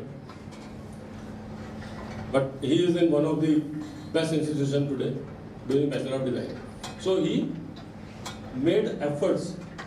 So whatever efforts he made has produced results. So he is not thought about it कि अब क्या होगा, but he is given a timeline to it. By this time I should be doing it. I gave him architecture. He said, "Papa, दे दो मैं करूँगा नहीं. I will next year appear and go for design only." He is not taking stress. Stress is either to be taken or not to be taken. If you don't want to take stress, find out other solutions. ये क्यों नहीं हो रहा, वो कैसे नहीं हो रहा, 4 जनों से पूछो वो करोगे. Discipline is also, once you get into discipline, you will automatically leave stress out of your life. Okay. Yeah. Yes. Thank you. Last question. So yeah, I was about to say that I think we'll shoot the time. Good morning, sir. Yeah, morning. First of all, thank you for the service for our country. Thank you so much. Thank you. And sir, my question is, you have served in the army, and when you go in the army, you are a different person, and when you come out of it, you are a different person. So my question is, how do you cope up with change? I'll tell you. I have thought of sharing this, but please. Good question you asked, and I have thought of sharing this anecdote. That got left out because the session took a different turn. But then since you asked, so you said, how did you cope with the change in the life? So the first day in the academy in Dehradun, I was sitting on the breakfast table. My senior was sitting across the table. In army, as a etiquette, you don't talk across the table, you talk left and right of the table. But anyway, he asked me, he's a senior, he said, so good morning. Good morning, sir. How are you? Sir, ठीक हूँ. Yeah, get up. Go ahead. Start rolling. ठीक है. So I kept on rolling for 15 minutes. कभी इधर से उधर, उधर से इधर. I kept on rolling. After 15 minutes, get up. Come, stuff your breakfast in your pocket and go. Because he knew time is up. So this is how I started learning English. This is how I started learning English. Prior that, हाथ कांपते थे अंग्रेजी बोलते वक्त और पढ़ते वक्त तो वैसे ही अगर क्लास में कोई खड़ा कर दे ये था. But this is how I coped up. Didn't take stress. वो अंग्रेजी मैंने ऐसे सीखी है. So there are many things which Forge teaches you. When we were in the so I'll just take 1 more minute, sir. January 1992, Dehradun. Who's from Dehradun? Anybody? Uttarakhand? Where? Nainital. जनवरी की ठंड कितनी होती है वहाँ पे? And I being a non-swimmer, first period in the morning, PT की जगह पे swimming का था, and they told us to jump into the deep end. Deep end is about 12 meters, and this is how we learned swimming. So you get into discipline on your own, and you only worry about when you are going to sleep, and stress takes a backseat. So that is the hard way of doing it, learning English and all those things. But I'm sure nobody wants to do it here. No, I also don't want you to do that. But push yourself. If you can push yourself, you can be in the change here in MIT. You are from which place? From Pune, sir. Yeah, you're from Pune only, okay.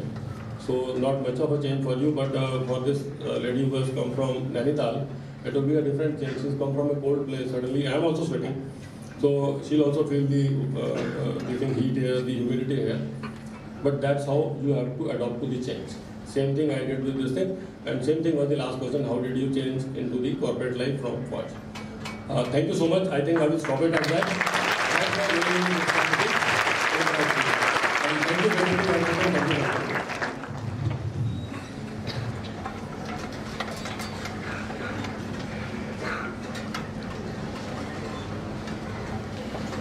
Thank you, sir, for sharing your experiences, and I hope it was a fruitful interactive session. Well, in the beginning, sir, you have said that you are only the odd one out. I will say that it's in a true sense, like here in between all of us, you are the only one person who has been with the Indian Armed Forces, and because of you, we are sitting here safely. Huge respect to you. Thank you, sir. Thank you so much. Well, I would like to mention one thing. I would like to welcome our Pro Vice Chancellor, Honorable Professor Milind Pandey, sir. He was occupied with the induction program of the engineering courses. He has joined us recently, and I would like to request Pandey, sir, to join the dignitaries. Thank you, sir. So we have another renowned person with us, and we are privileged to have with us our chief guest, Dr. Rajiv There, and I am honored to introduce him to you.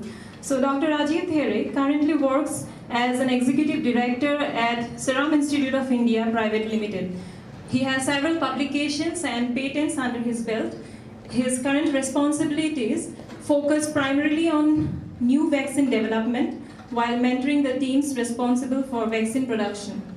He started his career in the domain of vaccine development and now has over 40 years of experience in the product development portfolio. He was a part of the development and scale-up team for measles vaccine, which became the first vaccine of Serum Institute to be pre-qualified by the WHO in 1993.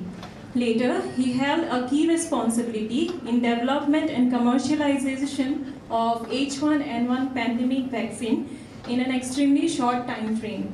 As of today, he had several projects, some of which have completed clinical evaluation successfully and are licensed and WHO pre-qualified. Now I request Dr. There, sir, to interact with the students. So over to you, sir.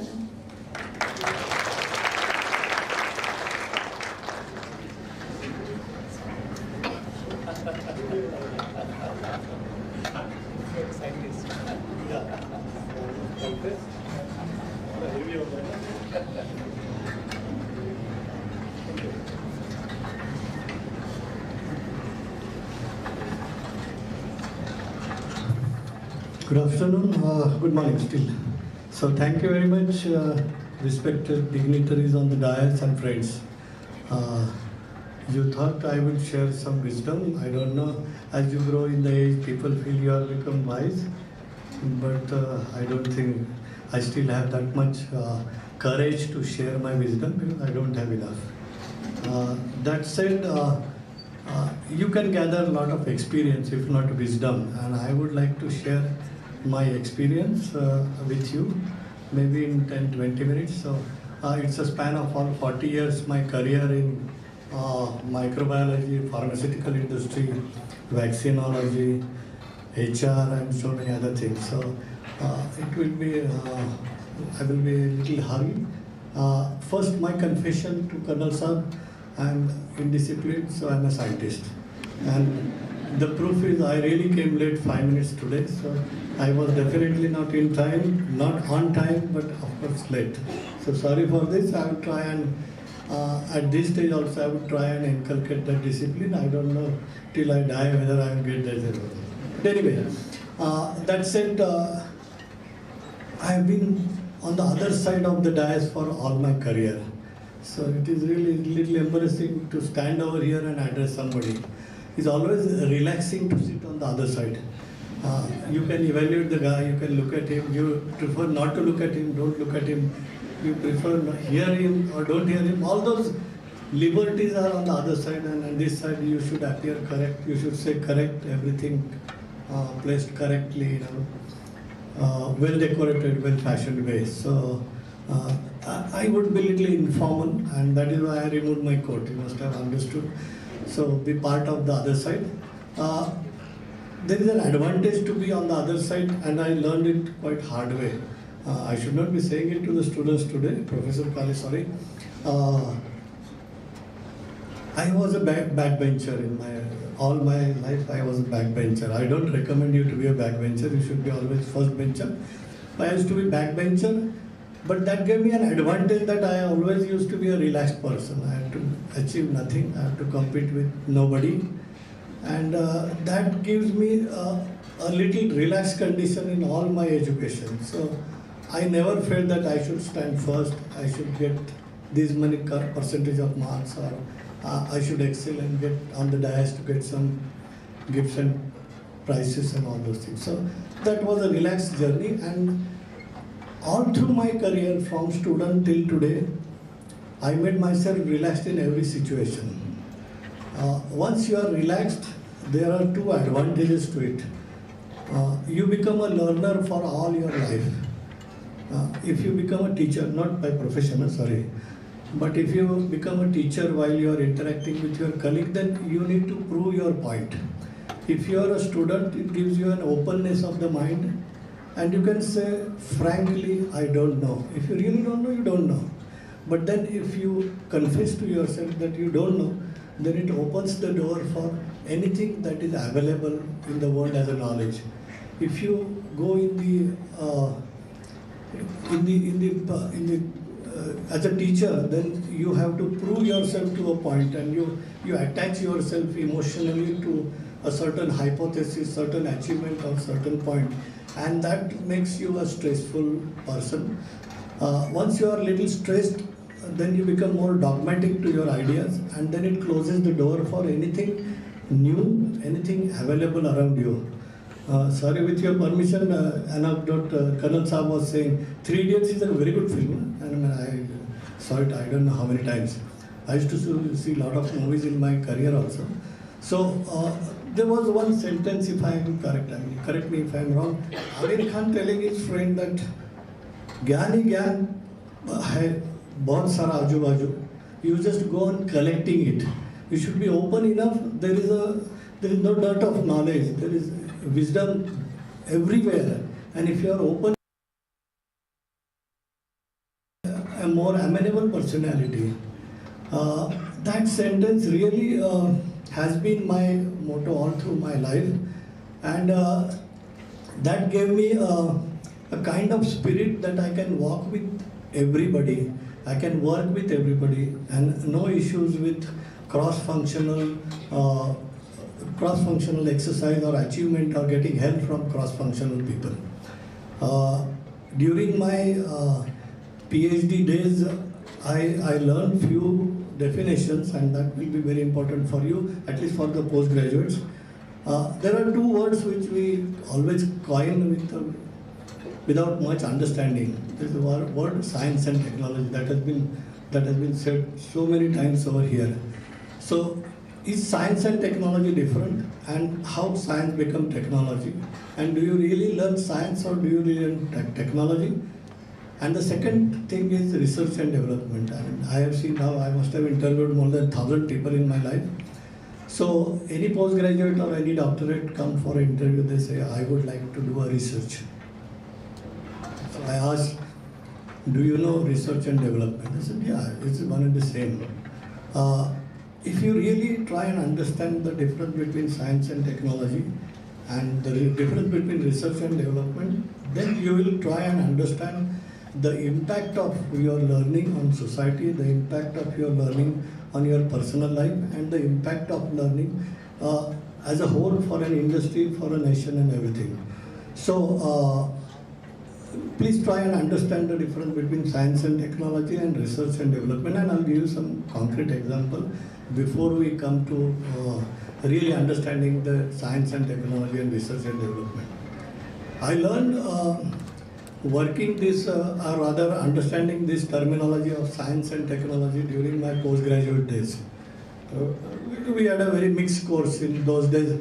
There was no specific teaching for microbiology, and so we had biochemistry, we have enzymology, we have mycology, we have industrial microbiology, we have medical microbiology. So it was a belpuri of everything. So you have to choose what you would be. As a microbiologist, either you know biochemistry, either you know enzymology, you are industry, or you are a medical microbiologist.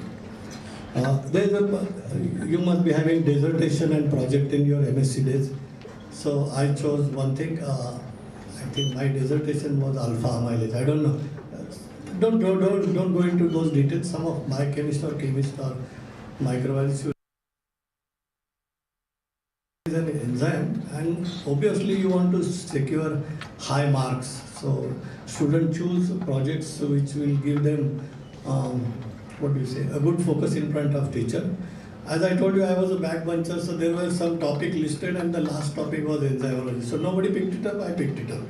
And so they said, okay, what you will do, give us a lecture and a project on alpha amylase. So I went to the library, I opened some books, and there was one article that alpha amylase is present in your saliva, and when you eat it degrades starch and then it becomes glucose.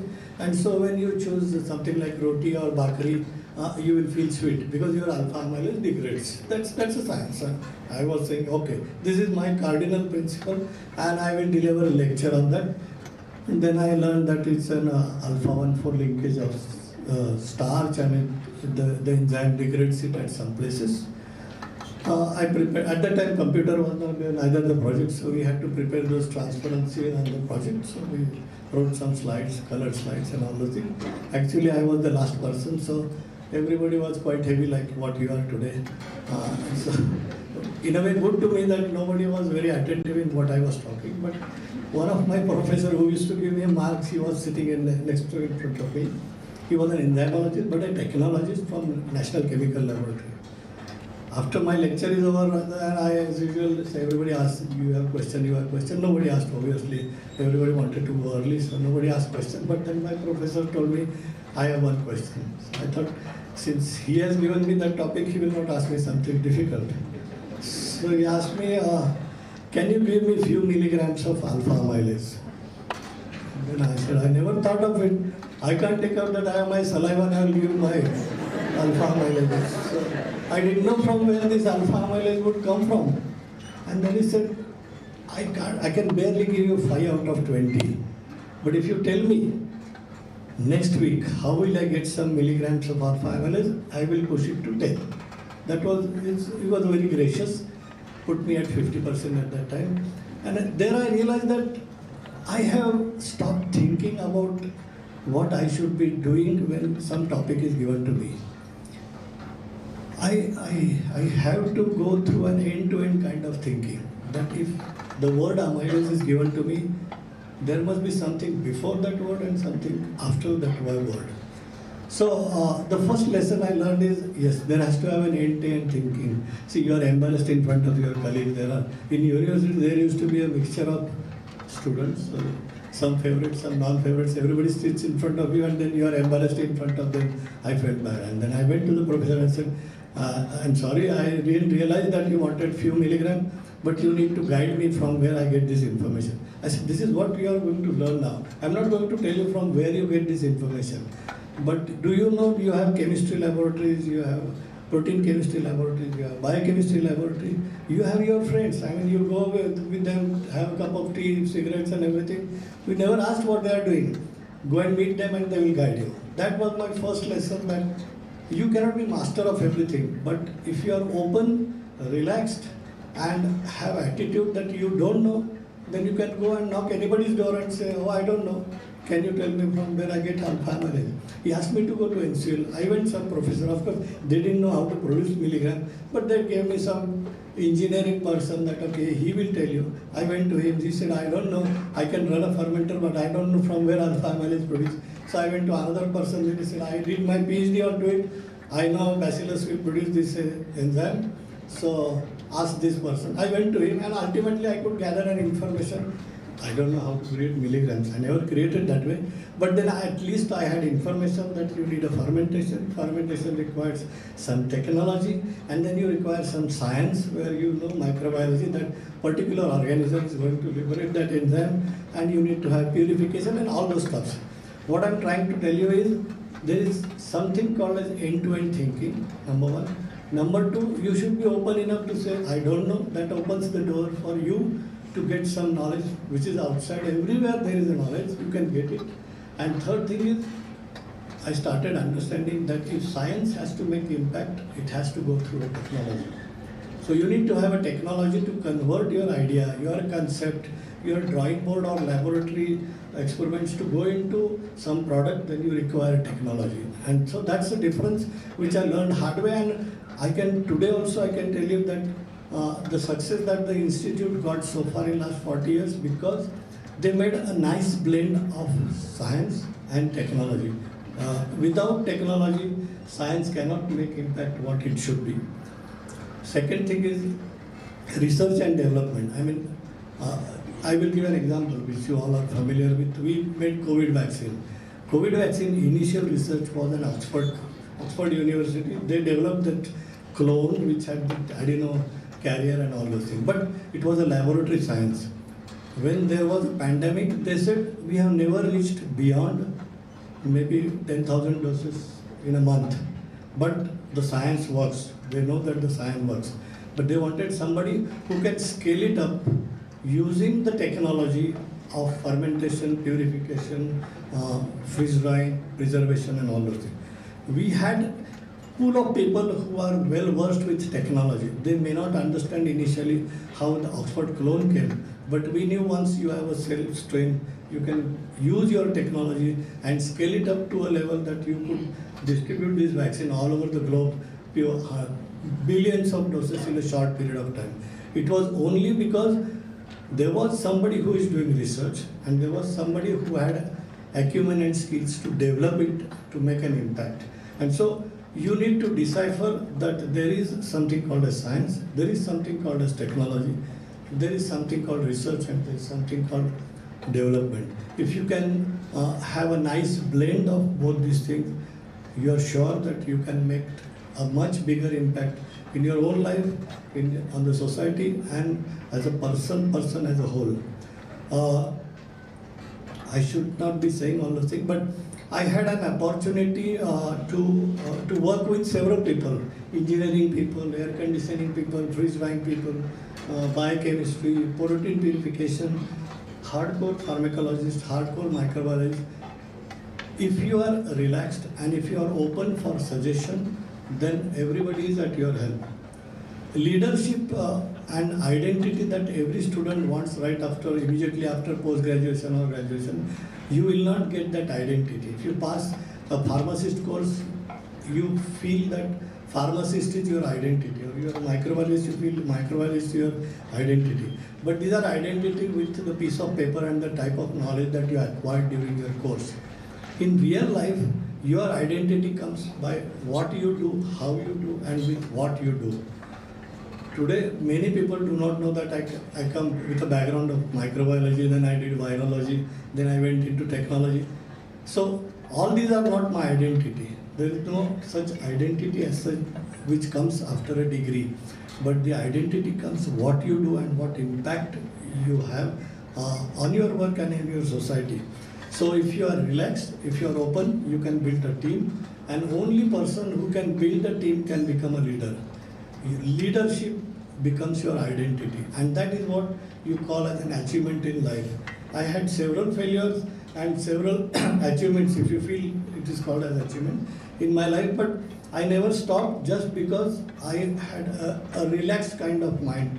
I always deloaded myself without any connotation of being most successful or most achieved person or something like that.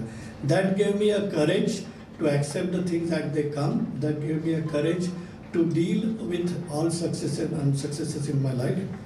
I have seen over a period of time, especially after COVID and even sometime even before COVID, young people who join the organization, they are very, very sensitive to their identity, they are very sensitive to their achievements and failures.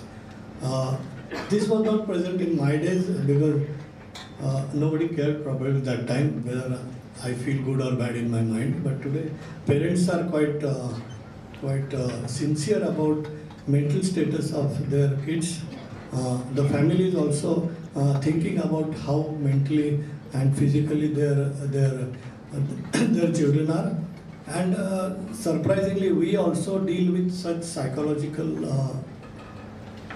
I should not say psychological diseases, but psychological disorder, and very, very frequently nowadays, a very small thing happening in life and people go into shell.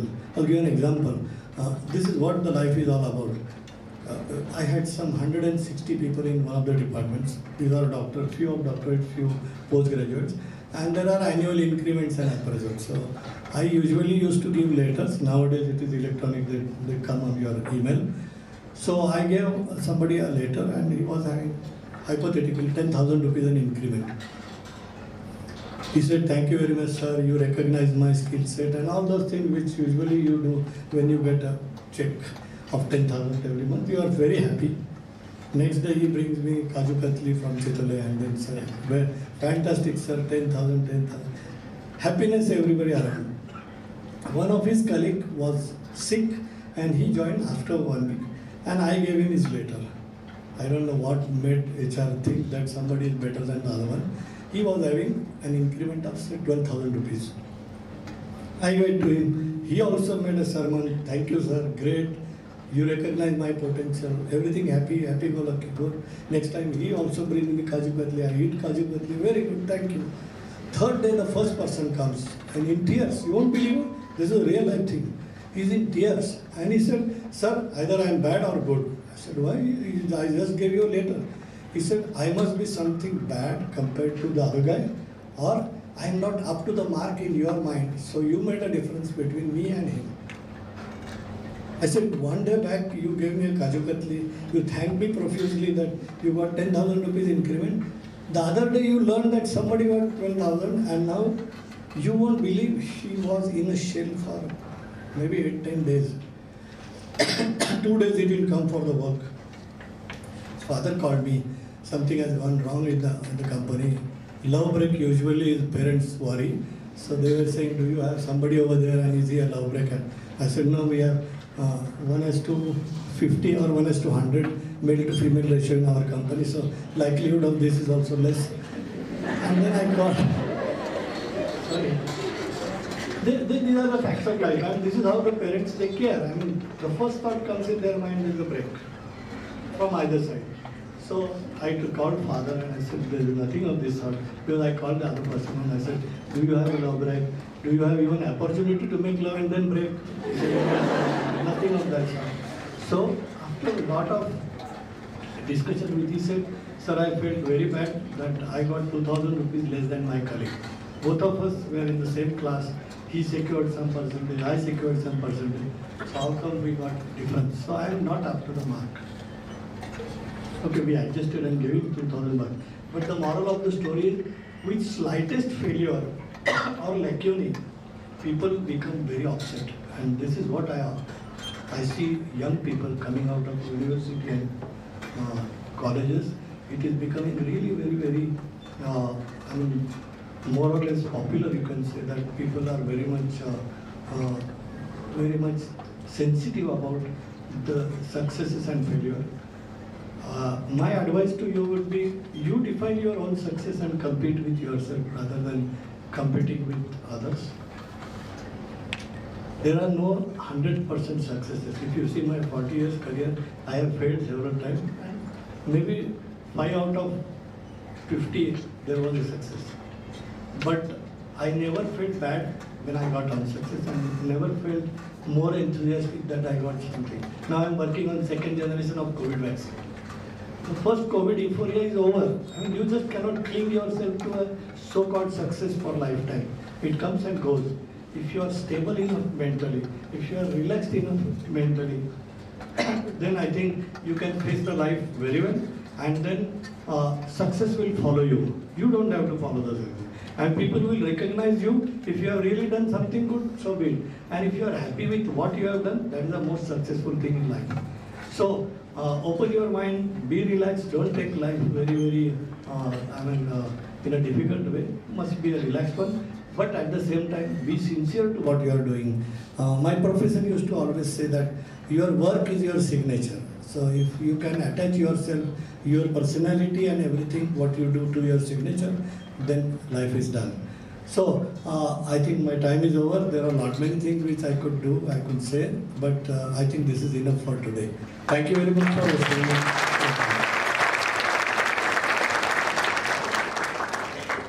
I don't think there are questions, but if you have, you can ask. See, this is the first time I am giving some lecture like this. Usually I give presentation in my field where I know I am the boss. So you can't ask for more questions. This is a very general thing. Anybody and everybody can ask anything what they want. But I'll try and answer. Thank you. Good morning, sir. My name is Soham Khane, and I have a question about how do you manage everything, being at this position in Serum Institute and in the times of COVID when everything was chaos. How did you manage everything, manage people and also your work, and contributed to the creation and mass production of the vaccine?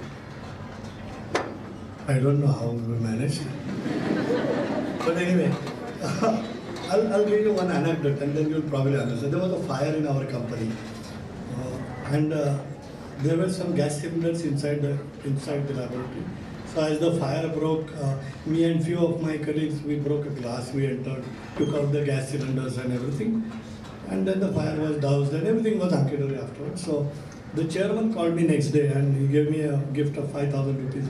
He said, thank you for the courage that you have shown. You have saved this laboratory and all those things, goodies things that he could say. And then he asked me a question, what was there in your mind when you broke open the glass? And I said, sorry sir, I will be very frank. There was nothing in my mind as a noble thought that, okay, I have to save my institute, nothing. It came as a thought and I broke open the glass. So you don't think while you do something great. People say great after the thing is done. So in COVID times also, now I can look back and say, oh, there used to be curfew-like situation. The best thing I achieved is I could travel in 15-20 minutes from here to Hadapsar. Nobody was on the road, just go on driving, nobody, and then you have that card, so police also will salute and everything. That gives you glory. But remember, I am not the only person. There was around 1,500 people, 1,500 or 1,600 people. We worked without holiday. There was Ganpati, there was Diwali, everything.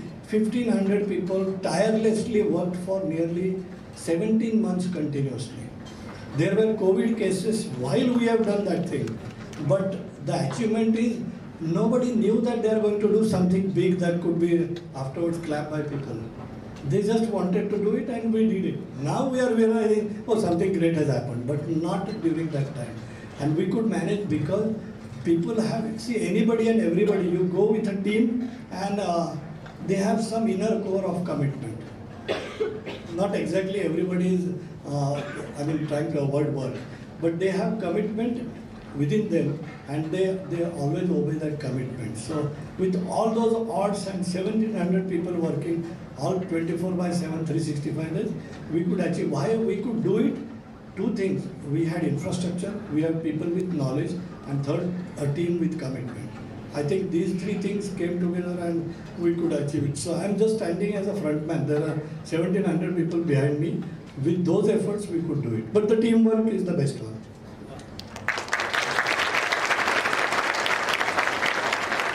Thank you so much, sir, for your... Thank you. Yes, please stand up and be loud. So I would like to ask that you said regarding the efforts that your colleague, one got 12,000 and one got 10,000 thing. It is so many times that this is a rat race. Before people were like, if it is fine if we make mistakes. Now at this age, there are some students of our age, those are doing internships, jobs as well as college. Sometimes we question, are we in the right place?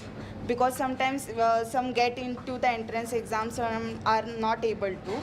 Then that time we question our efforts. Did we put enough efforts to get into the place? So how can we stop this feeling? Okay, besides my virology, microbiology and all those blah blah, I have been teaching yoga, which I don't write in my CV, so nobody told you.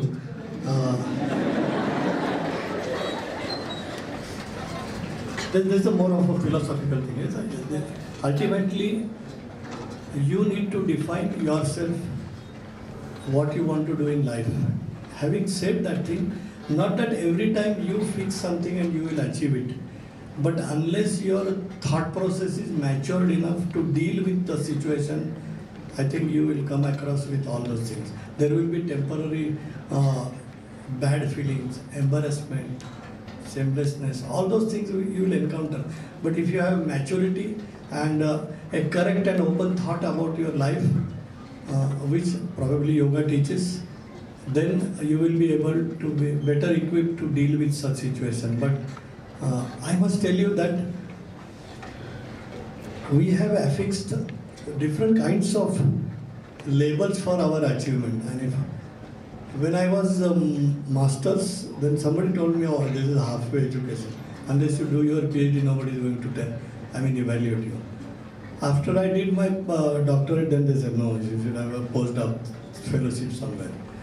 It's an ever-ending race. The goals are shifting every day. You achieve something, next day somebody achieves 1+. Where do you stand? So you should know where do you want to go. You should know how to manage your life in a very blissful way. I mean, what I said in the beginning is, you should be relaxed. Don't take life as a burden. Don't take life as something that you should get Nobel Prize. I'll tell you one anecdote. Some simple person, BSc graduate person, he was an intern in my department. There's something called a conjugation process. You mix polysaccharide with protein and then some conditioned pH and all the thing, and you will get conjugation. The protein conjugates to the polysaccharide. Several experiments failed, and we felt this product is going to go to the wall now. We are going to tell next day that this product cannot be done. Somebody who was given this list of things, mix polysaccharide, this many milligram, adjust the pH, add protein, shake it, put it to 220 degree refrigerator on an agitator, and you will get conjugation. We followed that process, and for several weeks we didn't get success. One day it happened that the boy who was doing internship in my department, he left the jumbo on the table. Got somebody's call, maybe his girlfriend or somebody, and he left by mistake. Instead of putting it in the fridge, he left it on the table. The next day he came crying to his boss. His boss came to me, sir, I'm sorry, the experiment is wasted. Now we have to throw it. I don't know, sometimes I get something from inner side. I said, even if you are going to throw, just check whether there is some conjugation, 1%, 2%. You won't believe we got 65% conjugation on that day. And the boy was in tears. He thought that I'm going to remove him. He left the room. When the analysis came in the afternoon, he was writing his resignation that I felt bad because of my phone call and all those things. 5 o'clock, everybody runs for the bus, so we ran away. And that's a natural human being. When we came to know the result, I told his boss that I want to see that person. Without telling him, he was literally shaking. And he thought, now the job is over, I'm gone, everything. When he came inside, I gave him something as a gift. I usually receive some gifts, so I gave him some gift. I'm a selfish person, of course. I got some diaries and watches, so I gave him. He said, sir, is it a parting gift? I said, no, I must congratulate you. I thought he's aware. So he said, sir, I'm sorry, but now I will leave and I'm writing my resume. I said, no, you are a best candidate. You gave me 65% yield. He said, how? I said, you left the table on the table. He said, sir, I'm very sorry.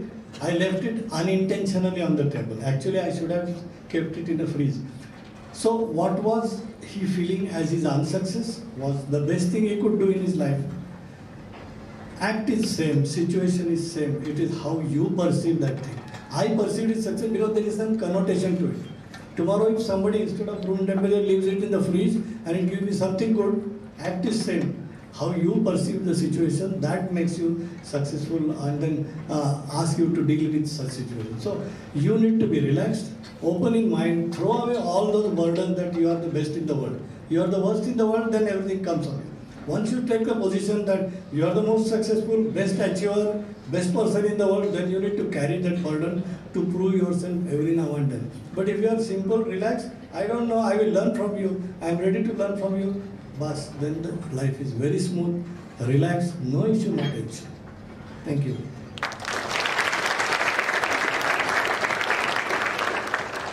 We'll take some questions after the session. Okay. Thank you, sir. Thanks a lot. So one important takeaway from this was I whether a backbencher or a first bencher, if you have passion and determination, nobody can stop you from being successful. We have the good fortune of having two exemplary personalities within us today. So let us all give a standing ovation and one more round of applause for our guests.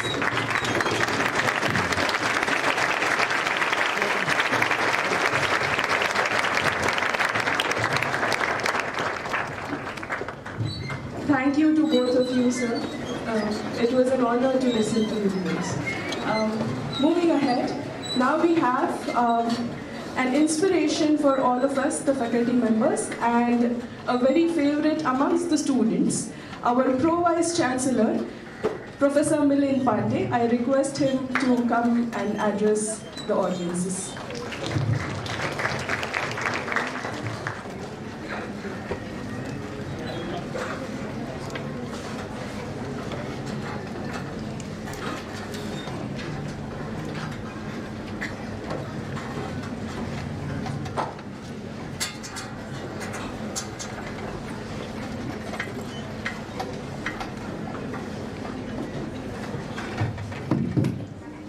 So very good afternoon to every one of you.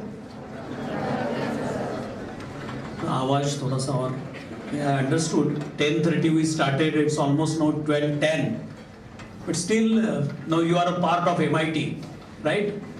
So very good afternoon. Thank you.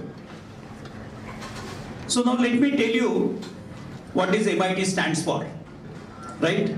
We heard Colonel R.D. Singh Saab, a very good friend of mine, and I traveled with him. Dr. Dhere sir, thank you for your insights. So you are a proud MITian now, right? You took admission to this mighty MIT. MIT, we have three letters, MIT, right?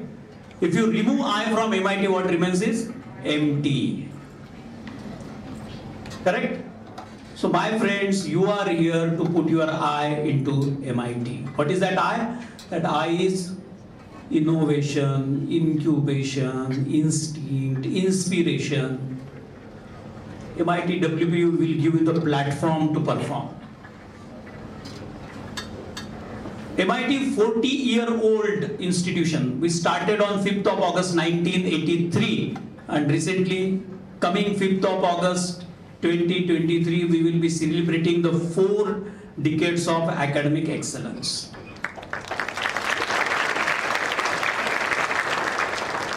There is a famous saying that if you are not getting into IIT, get into MIT.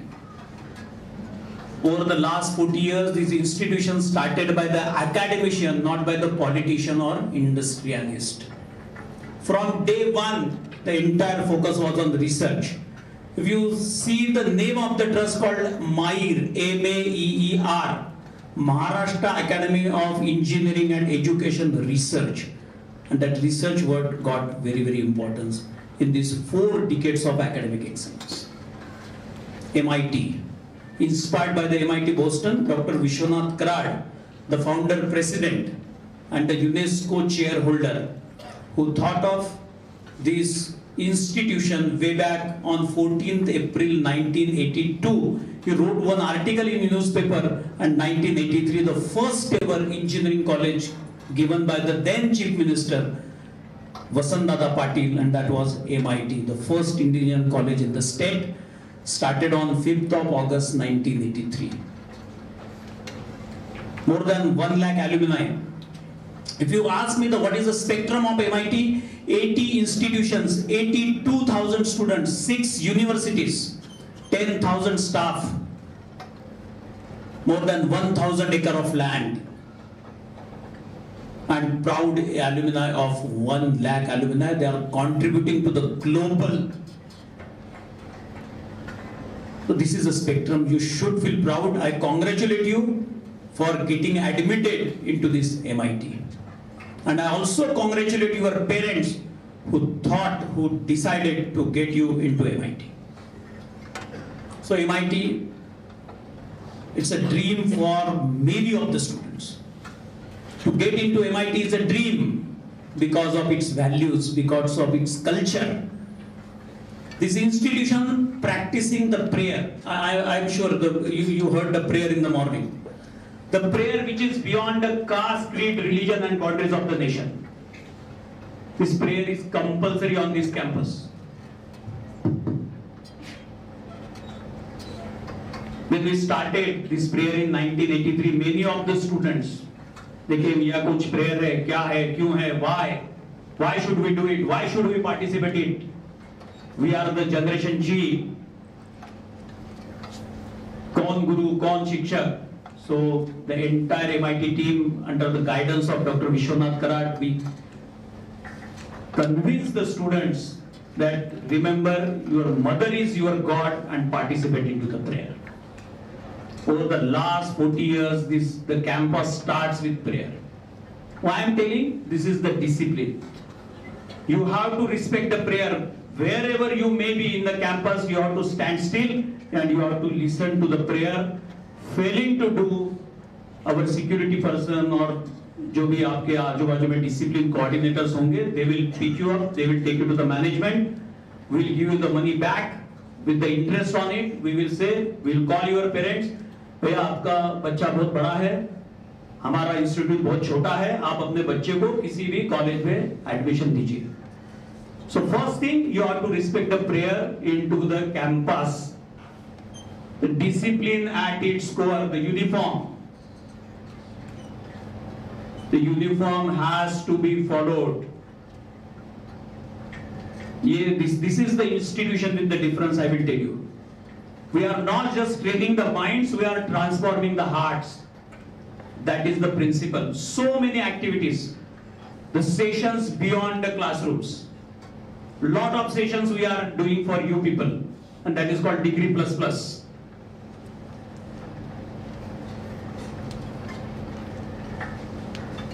This entire university, we want all our MIT students, you should be job giver and not job seeker.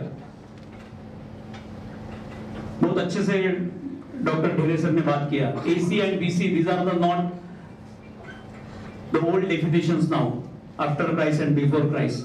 This is all now, the new dimensions are before Corona and after Corona. So things got changed after Corona. We are mostly talking of the blended learning.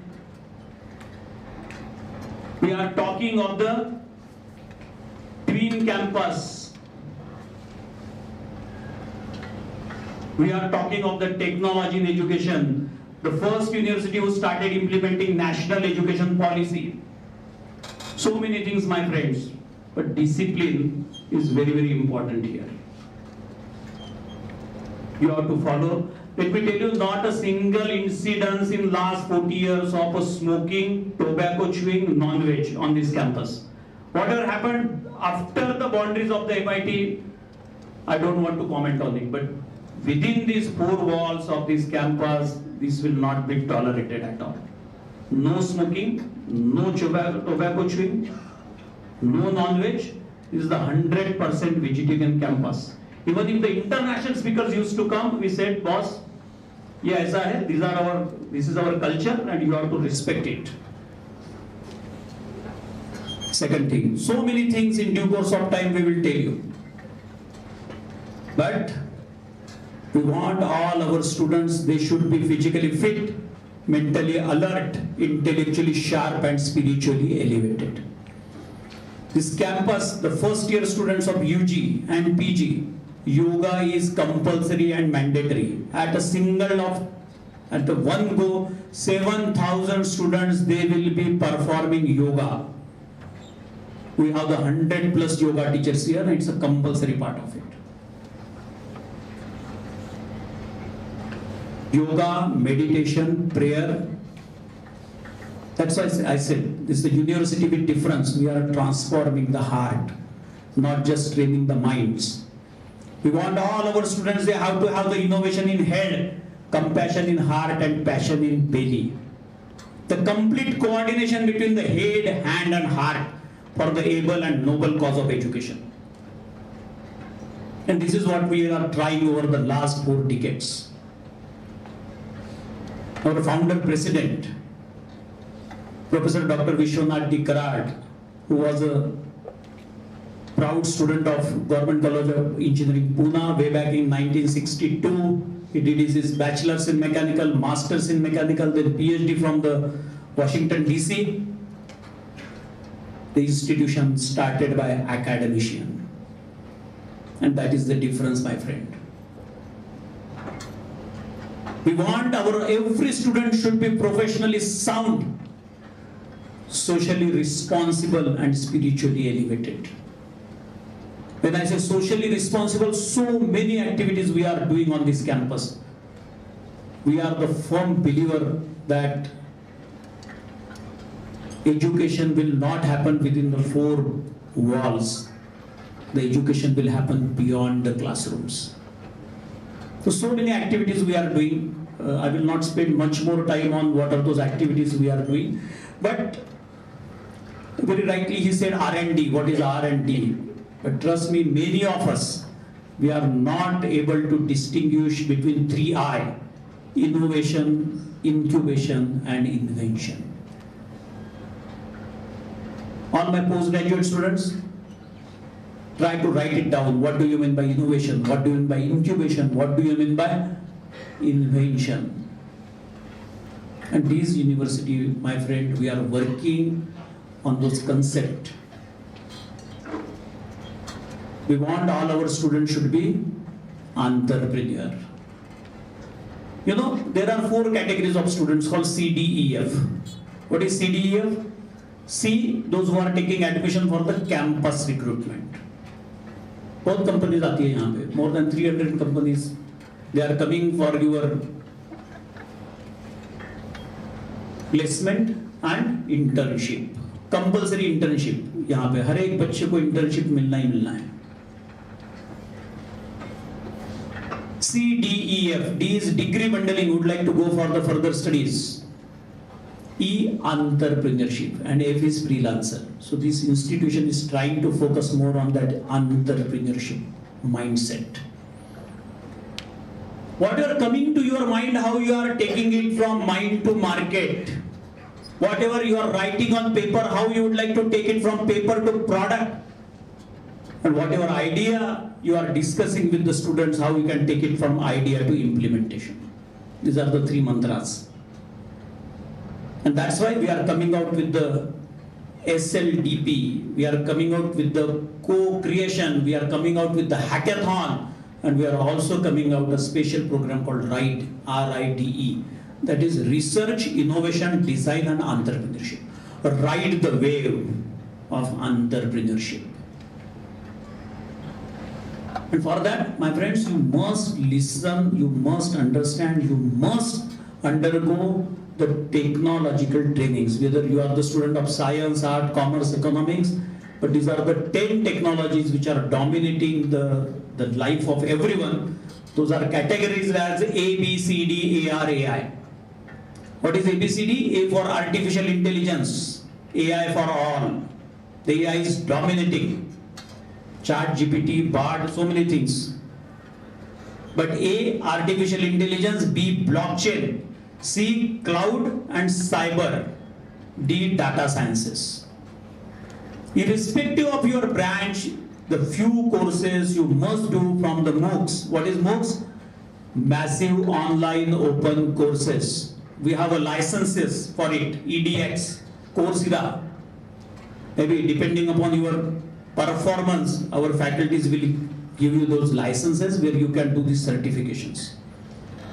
I said A, B, C, D, AR, AI. What is AR, AI? AR, AI is A, augmented reality, virtual reality, mixed reality, extended reality, the education of the future and future of the education. I remember Dr. Srikant Datar, the Dean of the Harvard Business School, he wrote one book and he mentioned all those, how those technologies are dominating the education. Augmented reality, virtual reality, mixed reality, many biologies. I'm sure the Serum Institute, even Deepak Fertilizers, they started using it in their laboratories.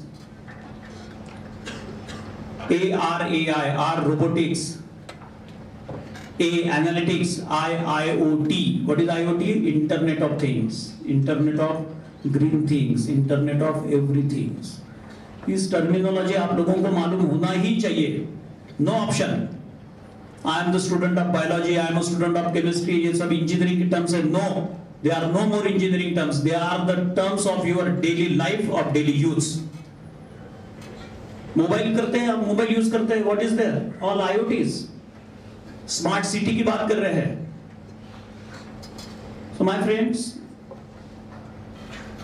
we are doing this hackathon, we are doing this right just to prepare you from the entrepreneurship mindset.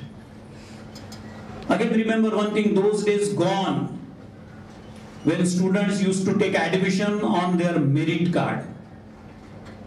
Era of 2010, era of 2020, how many companies are coming to your campus recruitment? Where Intel is coming, Microsoft is coming, Serum is coming. And now 2020 onwards, how many startups are graduating from the university? How many students you are engaging yourself into the startups? आज मोदी जी है यहाँ पे, right? Startup India, Stand Up India, Design India, Make in India. He also gave us one mantra called IT plus IT is equal to IT. बड़ा चमत्कारिक है. Why he is saying 2 plus 2 is equal to 2?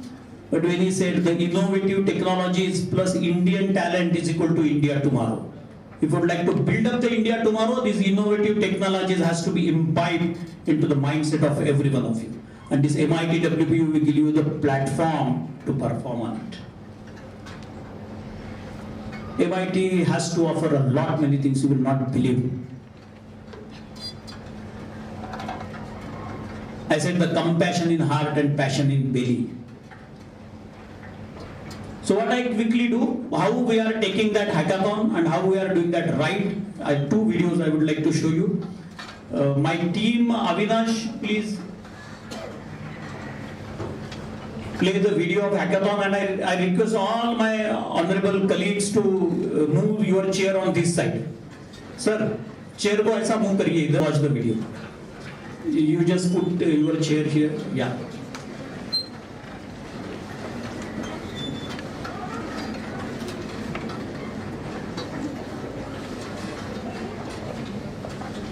Just before slide, sir, Avinash. Last 2 slides before it. Hackathon के पहले, yeah, और पहले. Yeah. So this is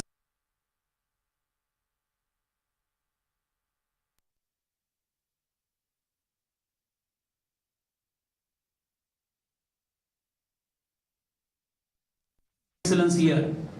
Amdocs set up their center of excellence here. Mahindra and Mahindra excellence centers here. Tata Technologies here. Extracting the oil and natural gas, we have the Acker lab here. We have a Cisco here. We have a Oracle here. All those companies, they invested minimum 5 crores to set up their labs on this campus. So these are the labs. These are the technology centers. Next. This is what I spoke about hackathon and how we are doing it, right? This hackathon, what do you mean by hackathon? Hack is to extract the best of the best things from your mind, and marathon on the highest possible speed. So hack plus marathon is hackathon. To get the best of the best things at the fastest possible speed is hackathon. And hackathon is giving you the live problem statement of the society, of the industry, and you have to come up with the solution with whatever the knowledge you acquired. So this has done, this hackathon took the birth here on this MIT campus, and then it went to Government of India and they called it as the Smart India Hackathon, but there is a legacy. Almost from 2017 to 2022, the consistent winner of hackathon is MIT WPU. Not to restrict it, Modi ji gave away the prize at India-Singapore Hackathon to the MIT WPU. And so many international events, our MIT WPU students, they stood first in most of the hackathons. So this is one thing, and then this is the hack, this is the entire event by the student, for the student, from the student. And I'm appealing my entire staff member to have the science hackathon separately. From this year onwards, we will do that. Here is a, check the sound quality first and play the video. And not as a creativity is thinking of MIT WPU Hackathon. Let's do the change. There was time when after completing their education, students used to dream about getting a government job. Then the era came when big MNCs started coming to campus for campus interviews. And now it's time for getting switched to startups. Dr. Vishwashanti established MIND, which stands Maharashtra Academy of Engineering and Educational Research. The name itself reflects the necessity and urge for research, the encouragement for new inventions. Rahul Karad is carrying forward this auspicious legacy of research and taking it on altogether another level with the help of new ideas and concepts. MIT WPU Hackathon will systematically foster the culture and importance of innovation among all sectors. The primary goal is to discuss, encourage, motivate, and nurture innovations and talent across the MIT WPU students. If you have an innovative concept, don't let it lie on papers. Rather, it should get transformed from paper to product. If you have a great thought in your mind, it should not die because of lack of resources. It should travel from mind to market. This is what we are aiming to achieve. This is what we are seeking in you. The creativity, the passion, and the immense power of innovation can and will create wonders. MIT WPU Hackathon will surely create the new entrepreneurs and will help to bring about a new entrepreneurship culture in India.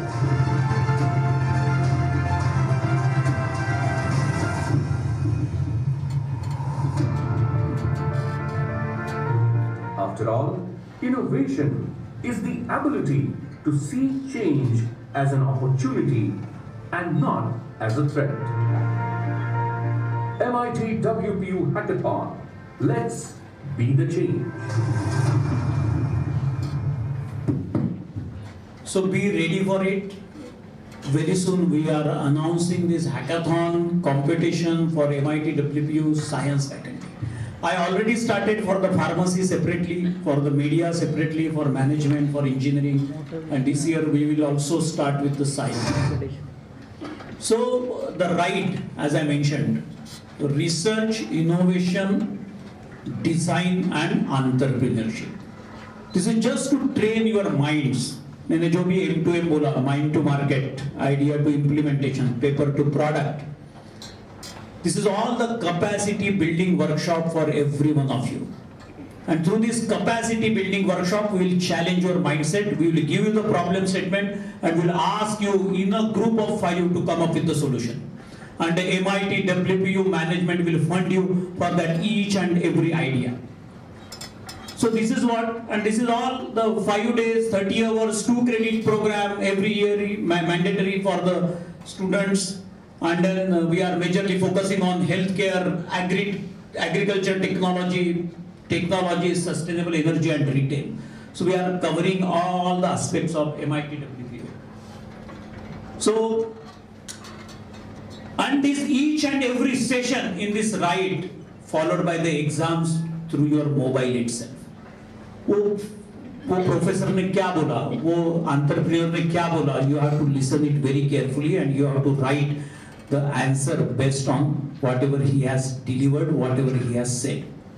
So just give you the glimpse of how it took place this 2022, a short video, very interesting, listen to it carefully.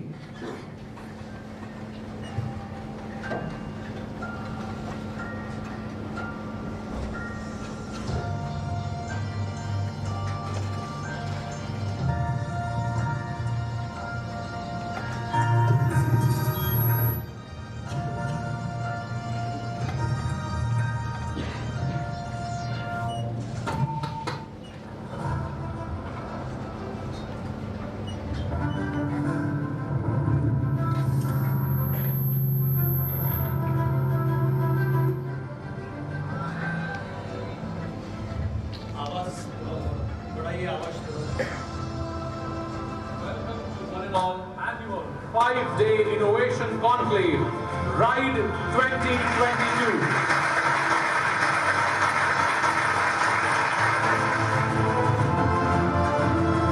She's an entrepreneur, she's a mother, she's a wife, she's energetic. She loves to promote entrepreneurs. She's hardworking, she's number focused. She's the shark at the Shark Tank. You all have seen her so many times on the television. Ladies and gentlemen, boys and girls, put your hands together to welcome Namita Thapar.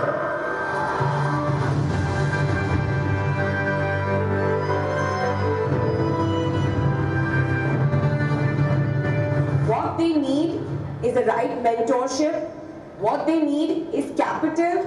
What they need is the right forum. And I'm so happy that MIT is doing that today through this very unique initiative called RIDE. And I always say I look only for two qualities. The two H's. Hunger, humility. The day you start loving yourself with your flaws, you will be unstoppable. So go for it. Sustainability is the future.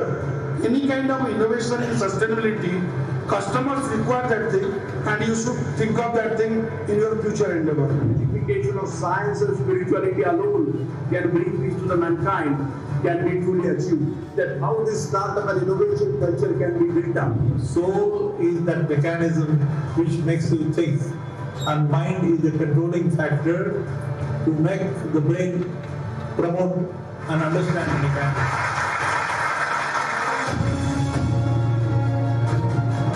And if you are out of your fear of failure, there is nothing that can stop you.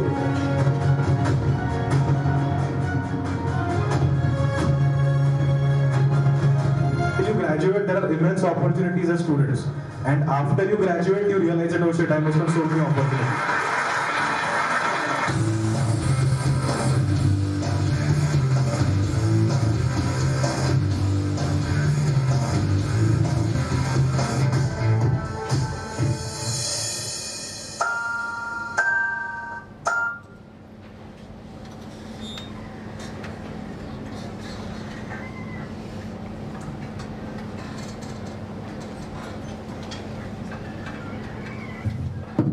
This is the world marvelous.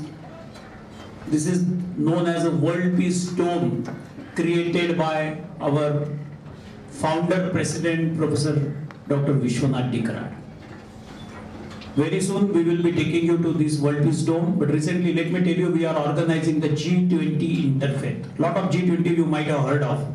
But this MIT, we got the G20 Interfaith, which will be happening on 5th of September 2023.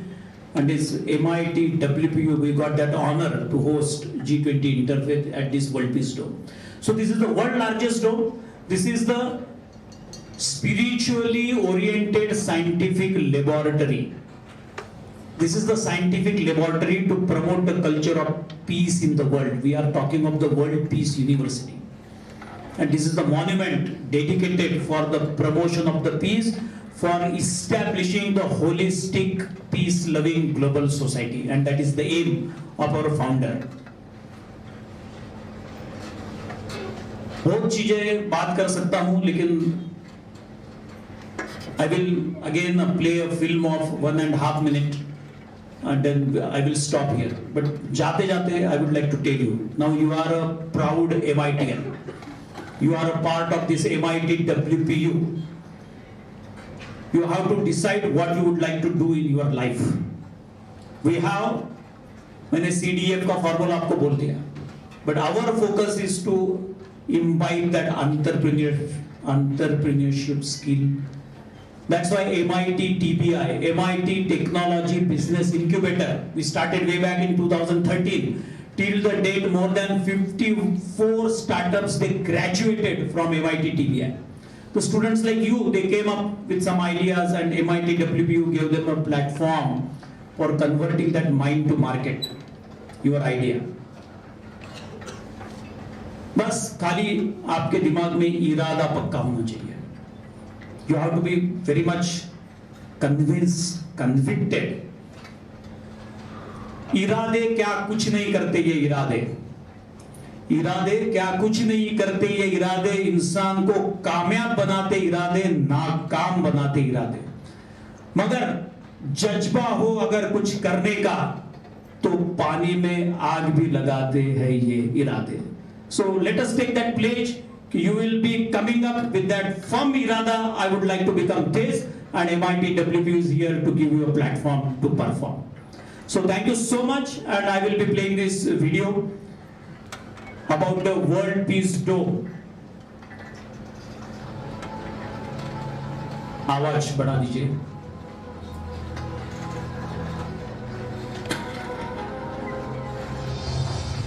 This is exactly 30 kilometers away from this coach route. It's a Raj Bagh next to Hadapsar. This is the world's largest dome from the radius We have side. always propagated one thought, Vasudhaiva Kutumbakam, my dear friends. I must say that in the entire history after the independence since 1947, this is one of the unique steps towards the contribution of universal humanity.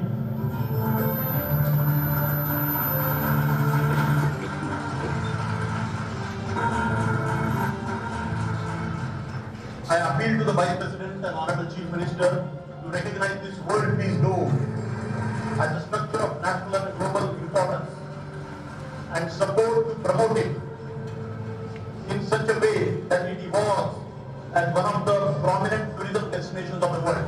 We should remember and respect like Professor Vishwashanti Karan and billions of people like that. And remember the great service they have done. They should be remembered forever. That is also equally important for all of us. This is the message of this dome. This is the idea of the dome. It's the knowledge, not only in science, but also in ideas. But it takes away the rest of the days of my life.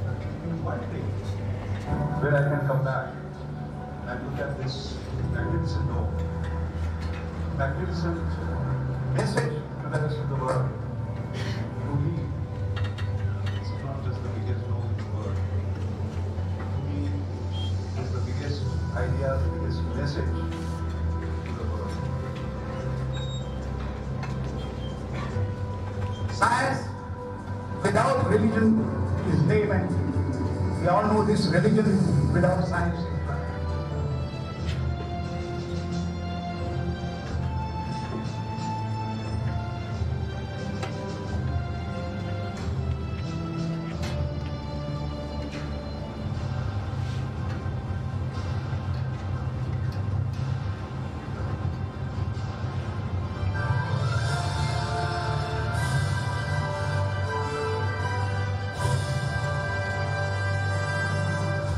Sita का मान नहीं करोगे तब तक श्री राम का मान संपूर्ण नहीं होगा। पीछे में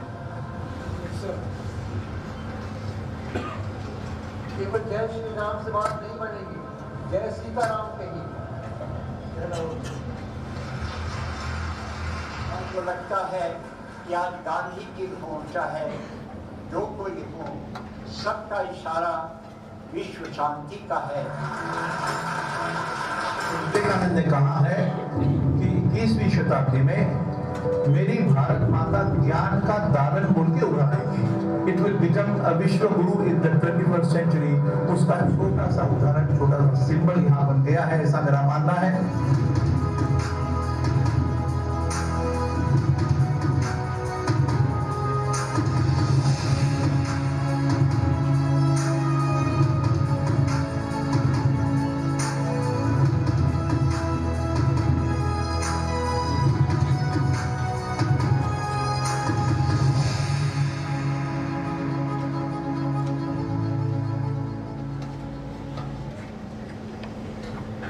This is a perfect blend of union of science and spirituality. And that is what we are promoting for establishing the culture of peace in the world. Thank you.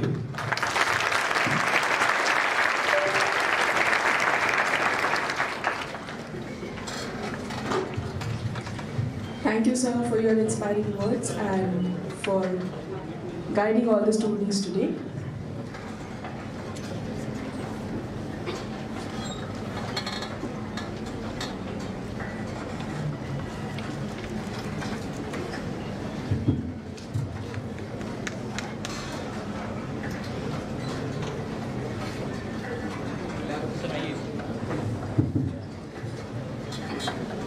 we are taking a group photograph. Be there, and there will be a photograph from this side. Please, cameraman, please come in. Please, everybody, please sit here.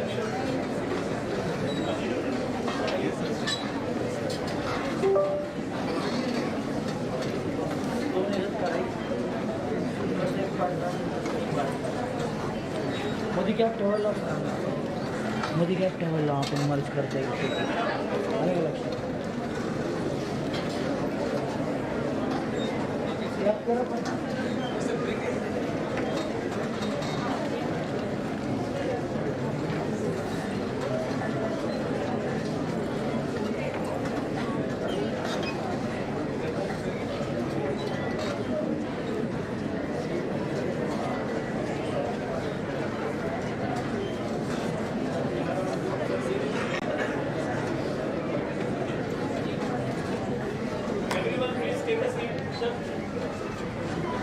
सब लोग बैठ जाइए।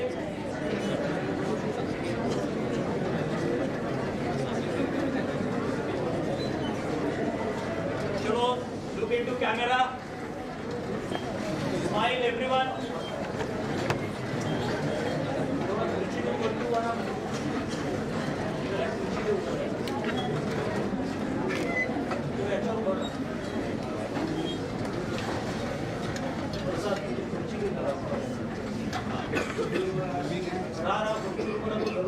Photo चांगला येईल।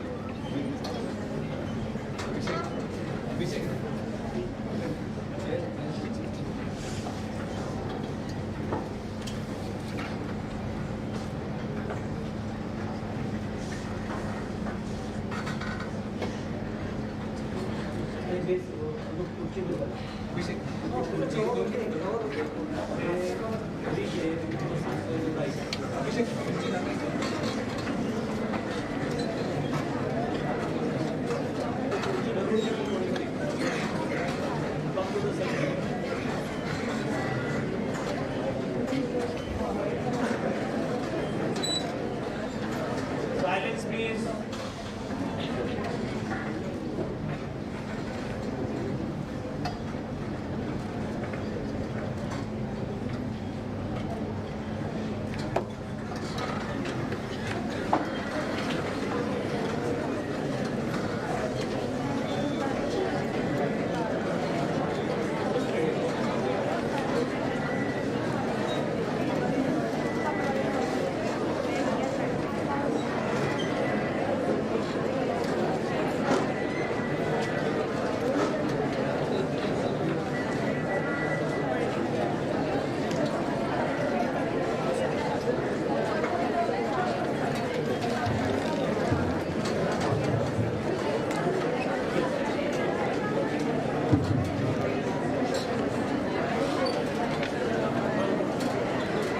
Okay, so with this, please settle down, students. I know it's been a while, but we need some more time to conclude the sessions.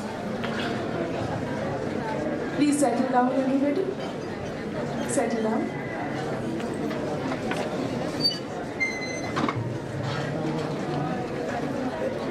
Okay, so with this great first session, we've come towards the end of the first session.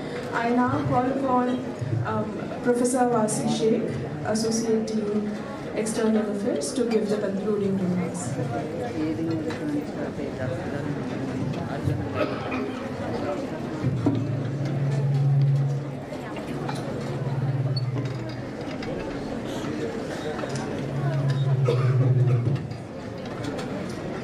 Good afternoon. I know everybody is waiting to leave this hall because almost 2.5 hours you are here. 2.5 years you will be there, and maybe more than that.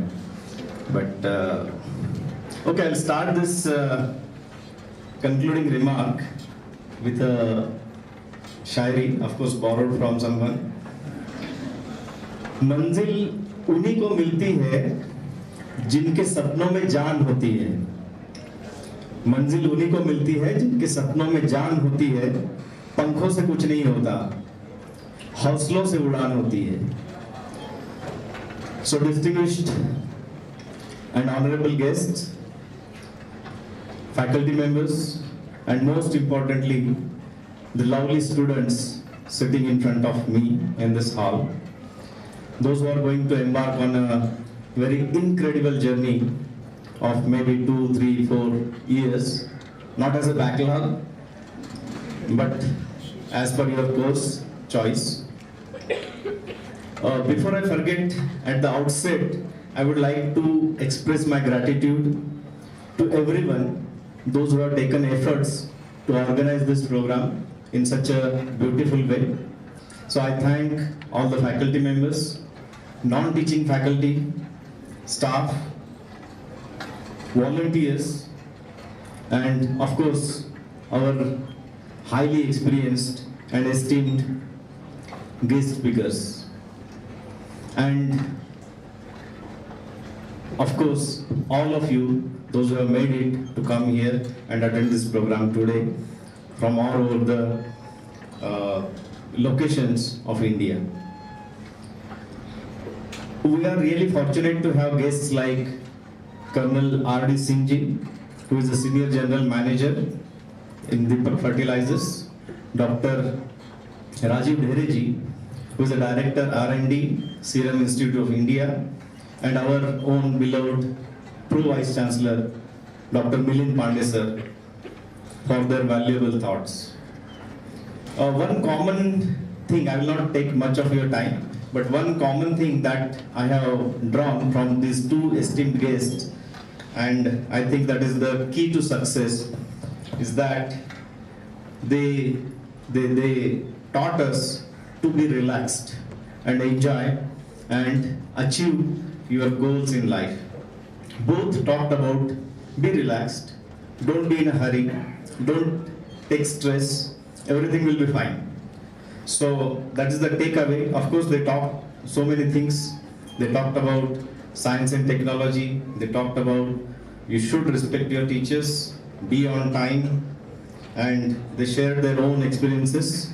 But apart from that, they taught us how to live life very comfortably and in an easy way. And of course, Dr. Milind Pandey talked about what MIT stands for. So, you are entering into a new phase of your life, and remember one thing, you are not here because of your academic achievement, but also it is because of your passion. Okay, when we actually interviewed you, and that one point is always seen from our side, that whether that student has that passion to learn the things. So I have some tips for you. I have just jotted down 10 tips for you. I will make it fast. See, when you are on this campus, build strong bonds with your peers, faculty and staff. Embrace diversity, because we are from different backgrounds, maybe geographical, social and everything, and collaborate with your fellow colleagues from different backgrounds and disciplines. So here is an opportunity for all of you to have a collaboration, to have friendship with different students from different walk of life. Second is, this is an incredible opportunity to pursue higher education. I just have a question to all of you right now. Do you know how many people from India out of this population get this opportunity to get higher education? Any answers? I get water.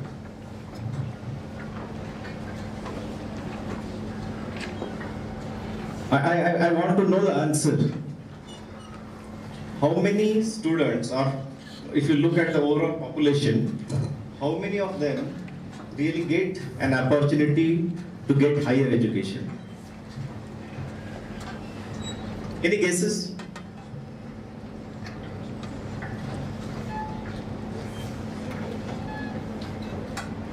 Yes?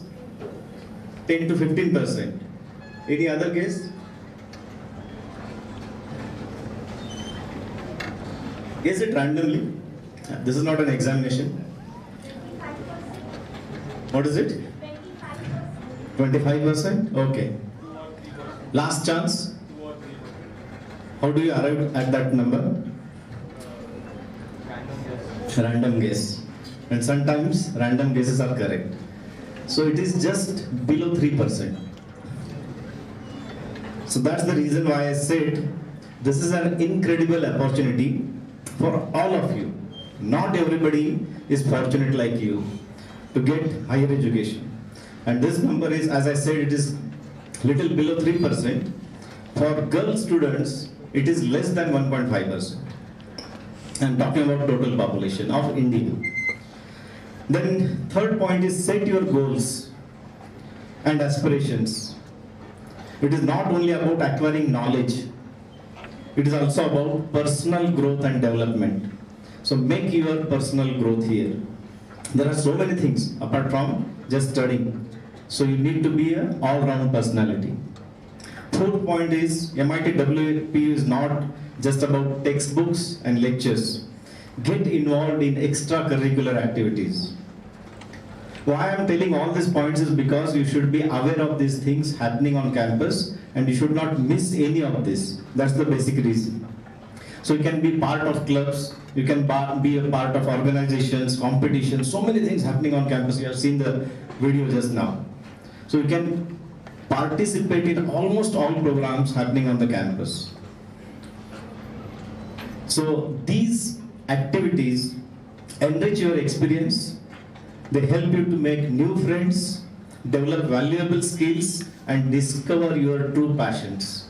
Sometimes we blindly take admission in some programs, courses, and then we realize our passion is something different. Then fifth point is, you may come across many challenges, both academic and personal. But these are the situations where you will discover the strength and resilience that you have. Be resilient and seek support when you need. So you can talk to us, talk to your friends. Don't be under stress. In this digital age, knowledge is easily available at the fingertips. So remember that true essence of education lies not in just accumulating facts. I used to say that I had been to one interview at university level for some award. So they asked me, what do you think, what should be the job of a teacher? So I dared to say that teaching is a secondary job, because anyways student will pass. Because we have so many sources now. You can study yourself, you can understand it, but motivating students is really very important. So be motivated, be motivated. So critical thinking, you should think critically, okay? And you should have thirst for lifelong education. Seventh point is, remember that you have the potential to be the change maker of future. As sir was saying, there is sir, he used to be the last or backbencher, but now he is the change maker. So that is one thing that we can definitely do. Then every success story starts with a dream. And I encourage each one of you to dream big. Set ambitious goals. Step out of your comfort zones. You are not defined by your past. Whatever has happened. But true potential is there still with you, and you can explore that potential. And lastly, never forget the values: honesty, integrity, and kindness. Let these virtues be your compass. With these values, you can only make positive impact on the society. So, also I end this small speech with another stolen शायरी. अपनी एक ज़मीन, अपना एक आकाश पैदा कर, तो अपने लिए एक इतिहास पैदा कर. मांगने से कब मिली है खुशी मेरे दोस्त, तो अपने हर कदम पर विश्वास पैदा कर. So I thank you, all of you, esteemed guests, all faculty members, those who are directly or indirectly involved in the organization of this program. Thank you very much and wish you all the best for your future endeavors. Thank you very much.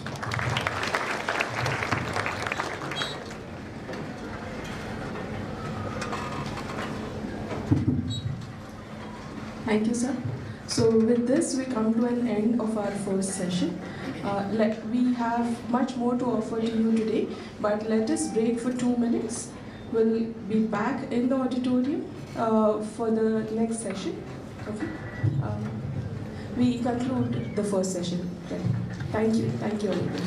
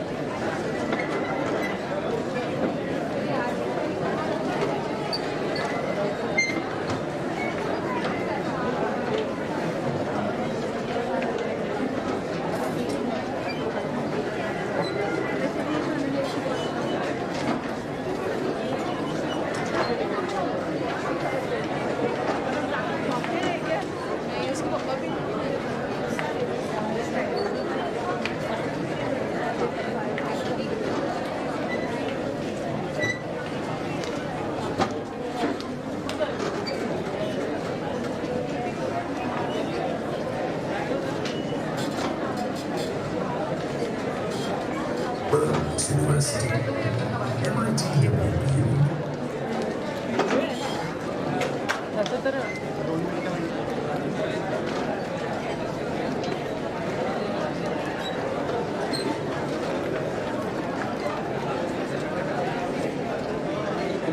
Hello.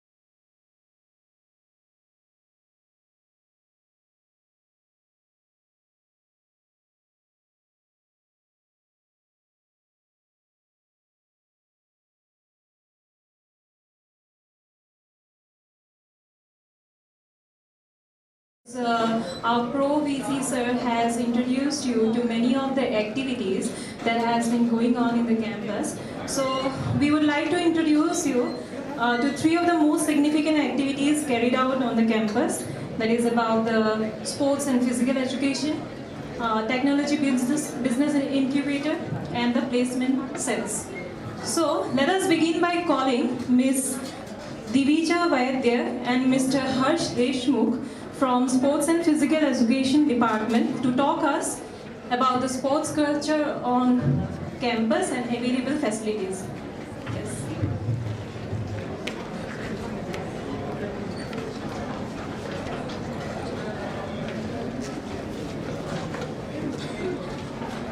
Good morning, ladies and gentlemen, esteemed guests and sports enthusiasts.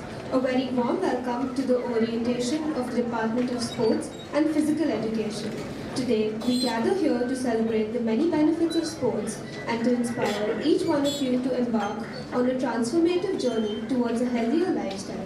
Sports offer a unique gateway to improved fitness, increased self-confidence, and enhanced social connections.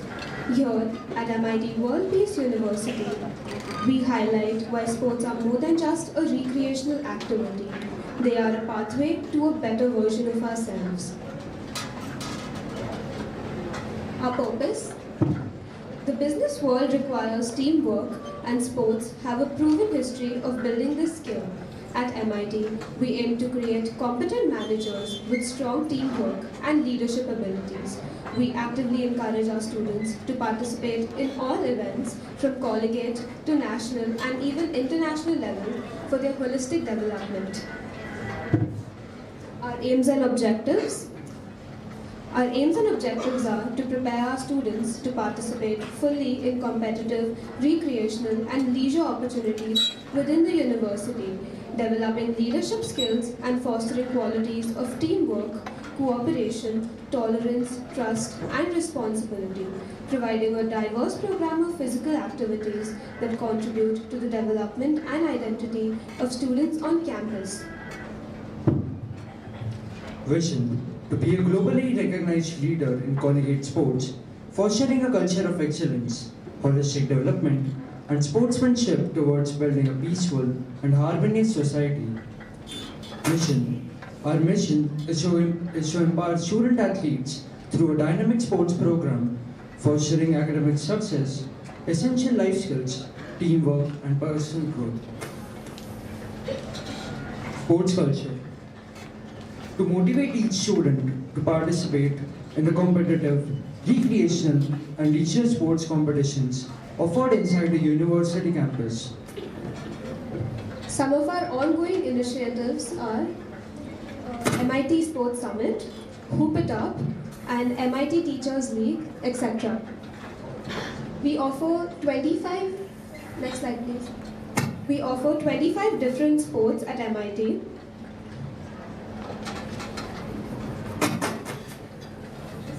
This is a glimpse of the sports at MIT.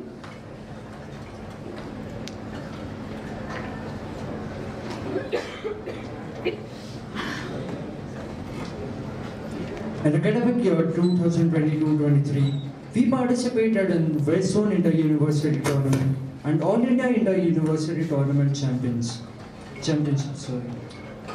Next slide. This is our men's cricket team. This is our women's table tennis team. This is a cycle rally which is conducted at our campus every year. This is a list of sports achievers from 2017 till date. Our BTech student, Mr. Pranav Khole, won 4 gold medals in International Commonwealth Powerlifting Championship in September 2017. Our student, Varun Kapoor, was declared the Junior World Rank number 1 in 2021-22. Apart from that, he's won medals at both international as well as the national level. Jinesh Nalal won a gold medal in ARU Roller Skating Championship in February 2023. Mr. Jinesh Nalal won a gold medal in AIU. Further, Jinesh also has been selected for the Asian Games Championship 2023. Vardhan Chaudhary secured a bronze medal in AIU in February 2020. The chess team ranked 4th in West Zone Inter-University Tournament in 2019 and 2022. These are a few more achievers at national and state level. Sasmit Patil secured a gold medal in badminton. Rupla Bhujtar secured a gold medal in water polo. Aniket Badgujtar won a gold medal in badminton, and Abhadar Datta secured 4th place in high jump. This is the current infrastructure provided for sports in our campus. This is the upcoming infrastructure which will be inaugurated in December 2023. We would like to shed light upon the remarkable faculty of sports at MIT WPU. Our time in college has been filled with both challenges and growth, and it is due to the constant support and encouragement from our esteemed faculty that we have been able to navigate through this journey successfully. They have not only imparted knowledge, but also instilled in us a sense of curiosity and passion for an on-ground learning experience through the organization of such sports events. Moreover, they have always been approachable and encouraging us to seek help when needed while providing guidance, even beyond their working hours. This support has made us feel valued as individuals, not just as students. Each faculty member has their unique way of teaching and connecting with students, which has made learning an enriching experience. Their dedication to their respective duties and their commitment to nurturing our potential is commendable. We would like to thank Mr. Praveen Patil, Dr. P.G. Dhanve sir, Professor Vilas Kathure, Professor Rohit Bagavre, Mr. Rahul Birajdar, and Mr. Nikhil Vanve. We have conducted such prestigious sports events since 2007, and this is the 17th edition of organizing these events at a national level. We have over 5,000 students participating in various sports all over India. Next slide, please. This is a glimpse of sports that we have organized.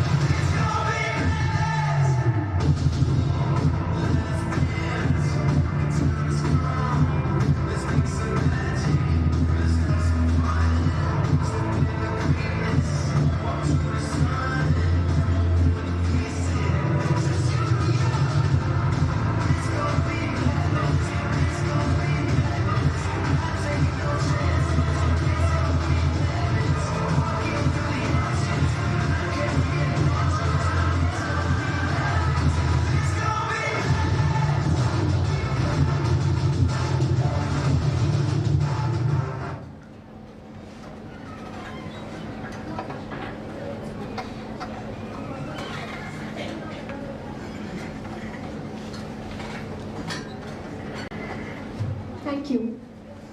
You can scan this QR for registration in different sports. Okay, thank you.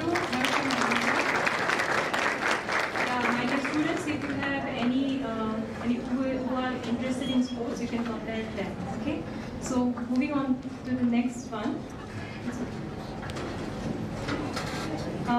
We move on to one of the unique features of MIT WPU, that is the Technology Business Incubator. It's named as TBI, where the seed of entrepreneurship is sown for the first time.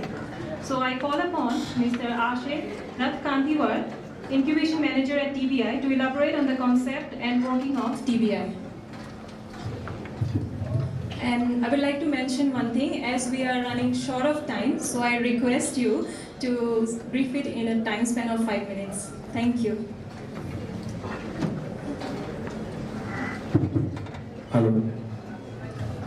As our Pro Vice Chancellor, Mr. Milind Pandey, has already discussed about MIT TBI, I would like to elaborate few more things about MIT TBI. Next, please. So MIT TBI was started in 2016, and we got our recognition as a Government of India under section of Department of Science and Technology in 2018. So basically, just to tell you in short, MIT is not just a physical incubation space. It is kind of a ecosystem for nurturing startups to their highest potential. We have physical spaces as well. We deliver startups in virtual incubations as well. We have a good committee members of around 23 to 24 committee members who act as mentors for every startups. Next, please. This is just about MIT, as you all know. Next. Next. So this is the space in MIT. MIT TBI is in Kashyap building, 5th floor. Next.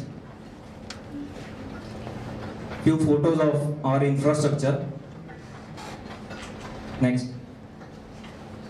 So these are few things which MIT TBI helps for every startups, like mentoring support. As I told you, we have a good committee members for mentorship, functional support such as any kind of financial support like CA, CS, everything. Also, yeah, networking support. And the main part for every startup is that MIT TBI helps startups getting funds from various modes. So this might be helpful for every startup. Next. So we have 64 startups as of now, out of which 40 startups are active, and these pre-revenue stages startups are 25 and post-revenue startups are 15. So this is a good number as compared to other incubation centers. I don't want to compare with other institutes, but MIT is really doing good in this field. These are few of the startups.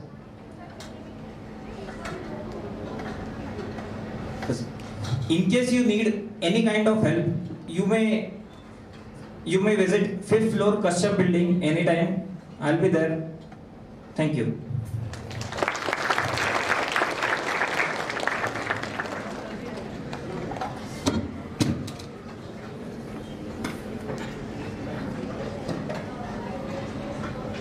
Thank you, sir, for introducing the audiences to TBI. So the next department is one of the most sought by the students when it comes to placements. So at last, we all need a good placement, right? So I would like to invite placement coordinator, Mr. Manas Mohanty, Head Career Services, to discuss with the students how CIAP plays a vital role in the placements.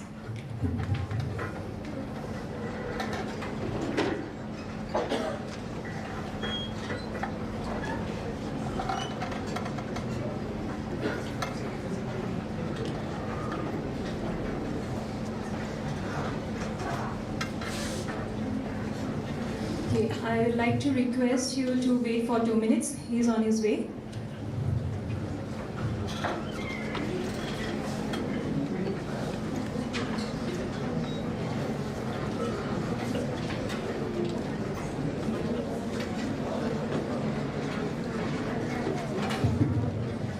Mr. Mohanty will be joining us shortly, but till then, with your permission, ma'am and sir, can we proceed with the topic? Right. So, yeah. So now I request Dr. Sachin Kulkarni, sir, Program Director. Oh, okay. I'm so sorry. Mohanty sir has already come.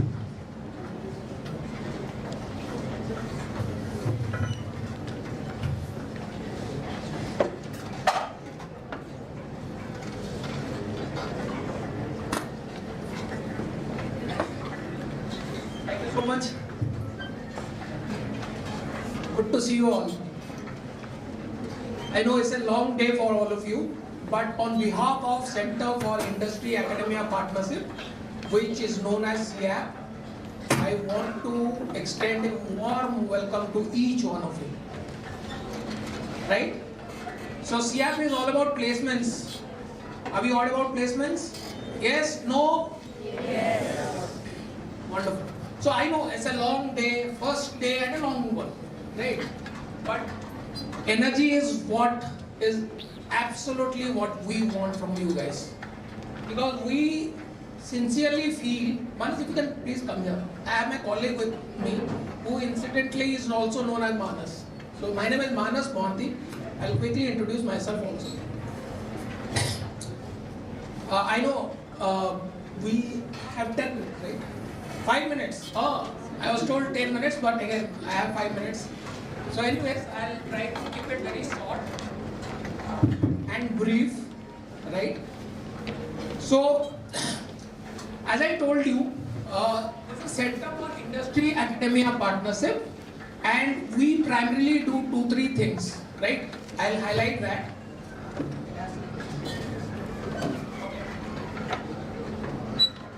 Am I audible now? Everyone? Right. So the first thing that we do is career services. Alright? Career services, as the name suggests, is all about your future career outcomes. Okay? We have 4 divisions here. Division 1 is engineering. I'm sure all of you have gone through the website. Yes or no? Yes. So you know the university now, right? Where you belong.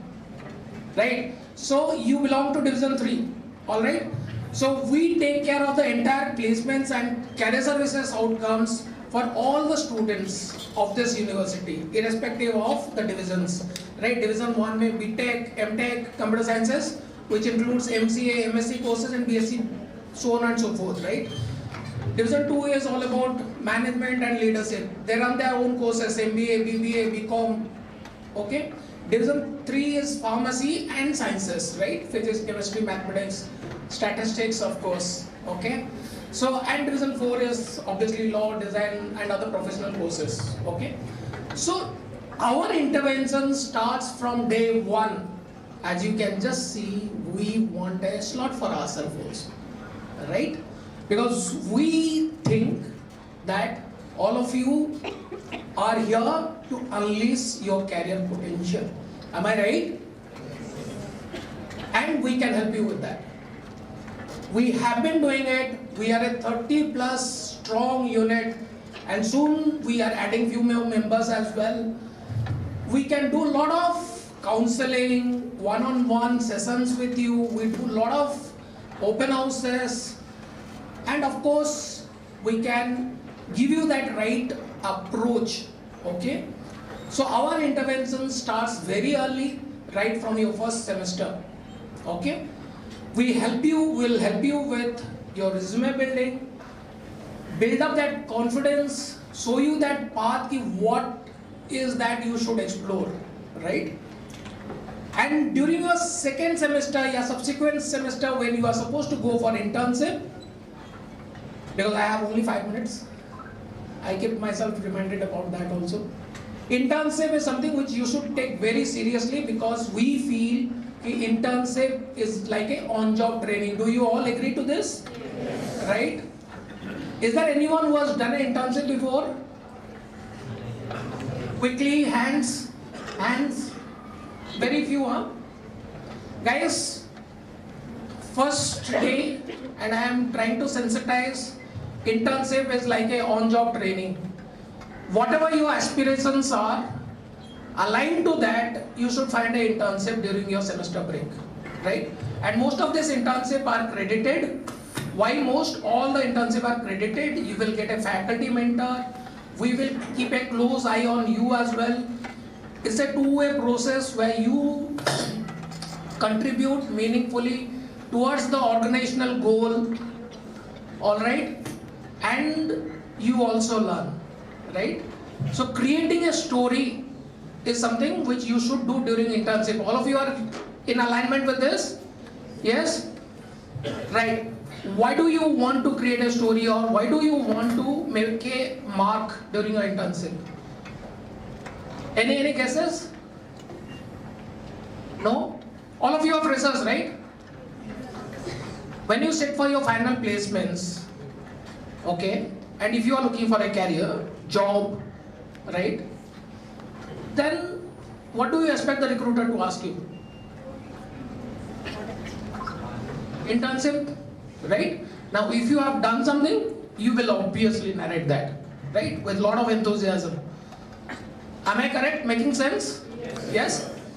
So when I talk about subsequent semester, when you will do your internship, your faculties, and it's a collaboration. Placement career services activity is a collaboration. You have a lot of faculty coordinators who work closely with us, and they also have their own way of managing students during internship as well. So you will get a mentor during each day. You will get all those nuances, whatever is needed for you to do in that policy document as well. We have a placement policy document which will talk about everything. What you want to do, what is needed during an internship. All right? Right? So during your final semester, when you are looking for a placements, you have other options as well. Somebody might say, I don't want placements. I want to pursue my higher studies. So we are okay with that.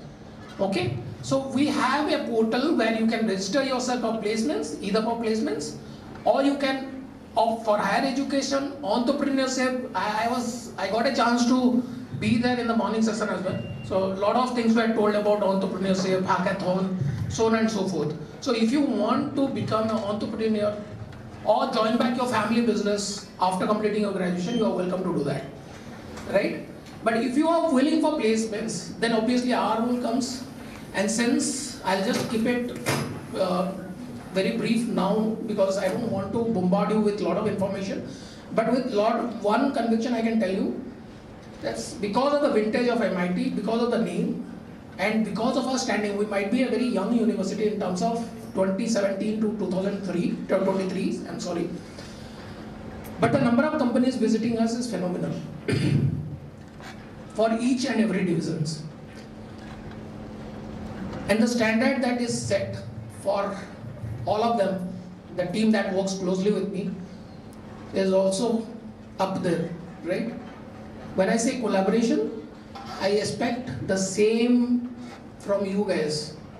Because placement किसको चाहिए? वो interview room में कौन बैठेगा? ठीक है? We can play the facilitator role. But what happens inside that GD room or interview room is all dependent on how you perform. All right? So you have to do a lot of things. First, जैसे ही आपने JD देखा, do you know what JD is all about? Job description? Yeah? So job description जैसे ही देखा, you should match कि whether I have that skill set, I have that knowledge, whether I want that job or not. All right? After that, you should do your due diligence. You should go visit their website, see your fitment, then only apply and give your best shot. We'll talk about that maybe later towards your graduation, not now. But to just give you a small insight, this is how we function. All right? This is all about what intervention we have. Second thing that I want to quickly highlight, we have a process of selecting SPRs. Any guesses what SPRs are all about? No? You can work closely with us as a student placement representative. Okay? And you will be the, once you are selected, there is a selection process. You have to nominate yourself. Soon you will get a mail from the team asking you to maybe nominate yourself for the position, and we will also share a small description what is expected. Once you nominate yourself, we have a selection process, then you will become a SPR. Now as a SPR is the umbilical cord between the CAP and the batch. So you will be coordinating a lot of things, and there are a lot of benefits if you become a SPR. The first and foremost is obviously networking. Okay? And we do a lot of activities in terms of bringing industry guests, conducting conclaves, okay, and the processes that happen day in day out at CAP. We are based out of second floor, same building, Chanakya, right? So this is all about career services of Center for Industry Academia Partnership. Apart from that, we have IP, which is industry partnership team, which do a lot of MOUs, bring in FDPs, research grant. So they forge a relationship between the academia and the industry. We have a dedicated team who are working tirelessly on that. All right. The third wing is the training wing, and they will conduct assessment test, JD based training, your resume building exercises, so on and so forth. Right? Any questions? Or otherwise I am done, huh? I think I have exceeded my 5 minutes. Manas, you want to say something? I'll just few things. I'll hand it over to him. And as always, it's a pleasure talking to you all. Looking forward to meeting you. My name is Manas Mohanty. We have dedicated teams for each divisions. Okay? And since you are in Division 3, you will soon get to know who are the people who are working for the division. It's a pleasure talking to you all. Welcome once again to the campus. A big congratulations. All the best for your future endeavor. Thank you. Welcome to all, and just adding some points to the Center of Industry Academia Partnership, like we not only see you at placements, like the last year when your placements are going to happen. You can come anytime to us throughout your time in MIT WPU for whatever counseling advice you require, either it is placements, internships, or any counseling regarding like your higher studies also. If someone wants to go for competitive exams, or someone wants to go for PhDs or whatever, you can always come down, like from day one you can come down to our office and you can meet us and we can take it ahead. Also for Industry Academia Partnership, we call in industry guests here who interact with you guys from the first day itself, so that you meet them, you understand with them, so you guys can make up your mind also in career wise what you want to do. Because it's not only last year when the placements comes in, company comes in, you will just apply and go for roles, but then what you like to do, you guys need to apply for that and go for that, so that it makes a good factor for you also, career wise, growth wise, that what you're doing is you are liking it also for the future. Okay, thank you very much and see you soon all to MIT WPU campus.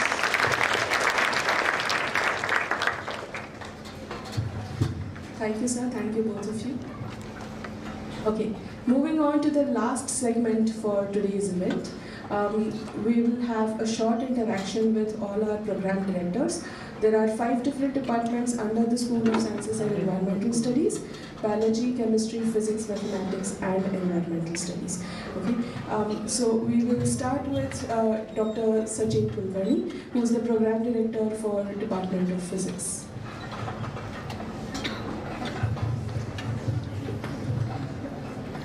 Hello, good afternoon all.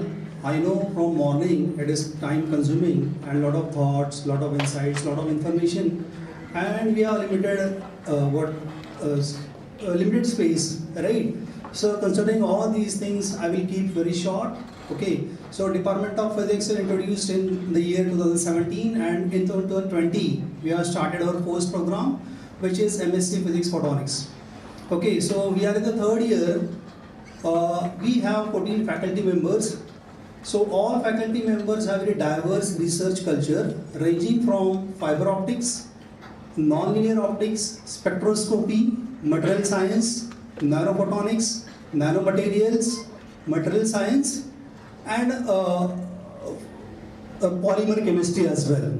Okay, so those who are opted and enrolled for the MSc as well as BSc for this course, I would like to welcome all the students to Department of Physics. Okay, and also all the other students who have chosen MIT WPU to make their career for UG and PG. So, it is a very proud moment for the Department of Physics as our golden batch alumni, Ms. Sania Yadgir. Okay, recently she has got admitted to Texas University with full scholarship. So it is because of the guidance and support received from the faculty members, because few of our faculty members are postdoc and they have been from US, Singapore, China. So you will get not only research information but also a variety of support, not only in research but other domain for clearing competitive exams like GATE, NET and SET. Okay, so with this I would like to conclude my a very small speech, keeping this in mind, the time limit. Thank you. Thank you, sir. I now request Dr. Vishwashanti, sir, Program Director of Department of Mathematics. Thank you. Good afternoon, everybody. Good afternoon, everybody. Yeah. So, thank you. So, first of all, welcome to MIT and congratulations for being an MITian. And soon you will realize that being an MITian is a great proud as well as a huge responsibility. And the 2 to 3 years which you are going to spend in MIT will be building blocks for your career as well as life. So in these 2 to 3 years, give your 100%, work hard, and I'm sure you will get the required results from it. College life is not just about gathering knowledge from textbooks. So in this campus, you enjoy the college life, make friends, participate in competitions and the events happening in this campus, and also don't miss your yoga classes, peace lectures, because that is going to teach you life learning. And finally, I would like to end with a quote of Denzel Washington, who says that dream big, but remember that dreams without goals are just dreams. On the path of achieving your goals, you need to apply discipline, but more importantly, consistency, because without commitment, you can never start, but without consistency, you can never finish. So thanks for listening, and we'll see you soon in classes.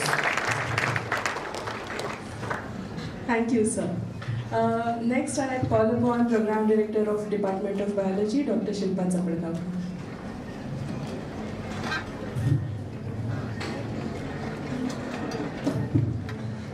Thank you, Dr. Neha. First of all, I welcome you, all of you guys, for this first introduction to MIT World Peace University. I congratulate you to secure admission. Do you know how many applications we have received? We have received applications in thousands. तो आज आप हजारों में एक हो, और यहाँ से जाते हुए आप लाखों और करोड़ों में एक हो जाओ. And so for our department, I welcome you all. We will have, every day we will have interactions. So it's not, this is the beginning of many days where we'll interact in another way. But still, because I am a teacher, so मुझे थोड़ा ज्ञान तो देना है आज. अब so people who have heard me before, please don't speak. I will ask other people. So how many of you think that, so I want you to give you some tips for success in life. So how many of you think that intelligence is the predictor of success? Please raise your hands. None of you.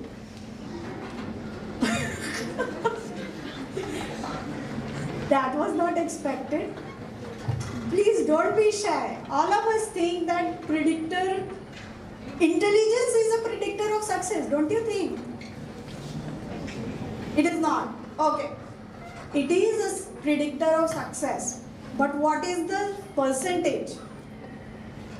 Is it 100%?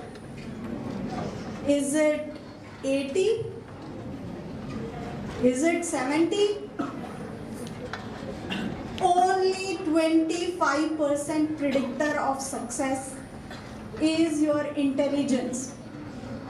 Then, but what are other things which are required for success, which you need to inculcate, develop, and this is a golden opportunity. Everyone has told you that. Okay? And why we have told you that? Because we have felt that in our college time, during our induction, nobody actually told us. There was no induction actually at that time. First day, start teaching. So, yeah. So, what are the other things? Can anybody say? Hard work. Now it has got changed to smart work.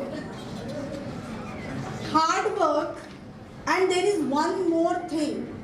So there it comes a little later in that list. But grit. Have you heard of grit? So it is the most difficult, what we can say, thing to inculcate in yourself.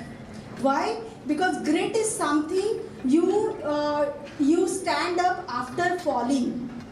You don't leave your dreams and goals when you encounter some difficulty. You persevere in the same path, and it will take you far. So people fail, everyone fails, but who succeeds is who keeps on that path. The other very important predictor of success is your growth mindset. You should not limit yourself by thinking that I can't do this. I will not be able to do this. First you remove that thought from your mind that मैं पैदा ही ऐसा हुआ था. For example, someone said that I can't get up early. You can discipline yourself. ये thought हटाइए जो बताता है कि आप ये नहीं कर सकते, आप वो नहीं कर सकते. जिसके दोनों हाथ नहीं है वो लिख सकता है, जिसके दोनों पाँव नहीं है वो माउंट एवरेस्ट चढ़ सकता है. Then you are here, all able and so very good looking at a wonderful opportunity in MIT, which will give you all sorts of platform. So here is, you take that opportunity, keep your mind open to whatever opportunity you are having. The other predictor of success is how you build your social capital. So what is a social capital? We have heard of capital, that is money. But what is social capital? Does anyone know? Networking. Yes, correct. So social capital is not only networking with the people who have very good LinkedIn profile. Okay, it is also having good relation with your peers. It is also having good friends, and good is the catchword there. Okay, so good people. For example, for me, I'm the head of the department. Who is so my success is determined by whom? My team. My team, if it supports me, my seniors, my boss, if he feels that I am able, my students who feel that we have that capability to, so if you give your best, my team gives best, and my boss thinks that I can deliver, then that is the predictor of my success. And the other thing which is very important nowadays is communication skills. So which all of us will want to, so you all guys have better communication skills, you have better support system than what we had before, but build on that, develop good communication skills, and these will be the 5 mantras of success that I told you today, and we'll have many more such sessions. Thank you guys. Thank you.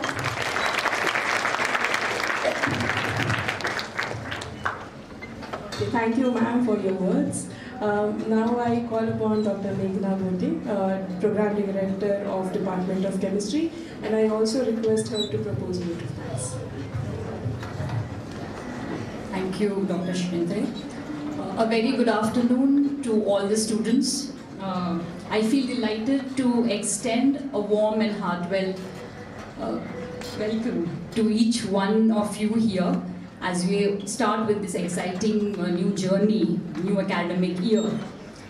Many of you would be probably new to the university. If you have joined for a UG course, UG program, you must be directly coming from school. So there would be mixed feelings in you. And I think at this moment, after hearing so many learned people, I mean like Colonel R.D. Singh and Dr. Rajiv Dere, I mean their speeches were very inspiring, very, very motivating, and Dr. Milind Pandey has given you not just a glimpse, but in a nutshell, he has told everything about what MIT WPU is and what its legacy is. Yes, MIT has a legacy of 4 decades, and it's been offering holistic education since long. And what do you understand by holistic education? We want you to have an overall development. Your personality should be wholesome. So we have yoga and peace, as Dr. Prashant also said, that please do not miss your yoga classes and peace lectures. So that is very important. So very important, I must congratulate you for choosing MIT WPU for furthering your education. And yeah, as Dr. Vasi Sheikh told that you are very fortunate to get higher education, and you have to continue with your education, and from here also you will achieve and you'll go to better places. I mean, in the sense that you would go to universities where you can further your education. So I would say that this is a new beginning, and I would say that yes, you need to really talk about diligence. Hard working is very important, but do not restrict yourselves to classrooms.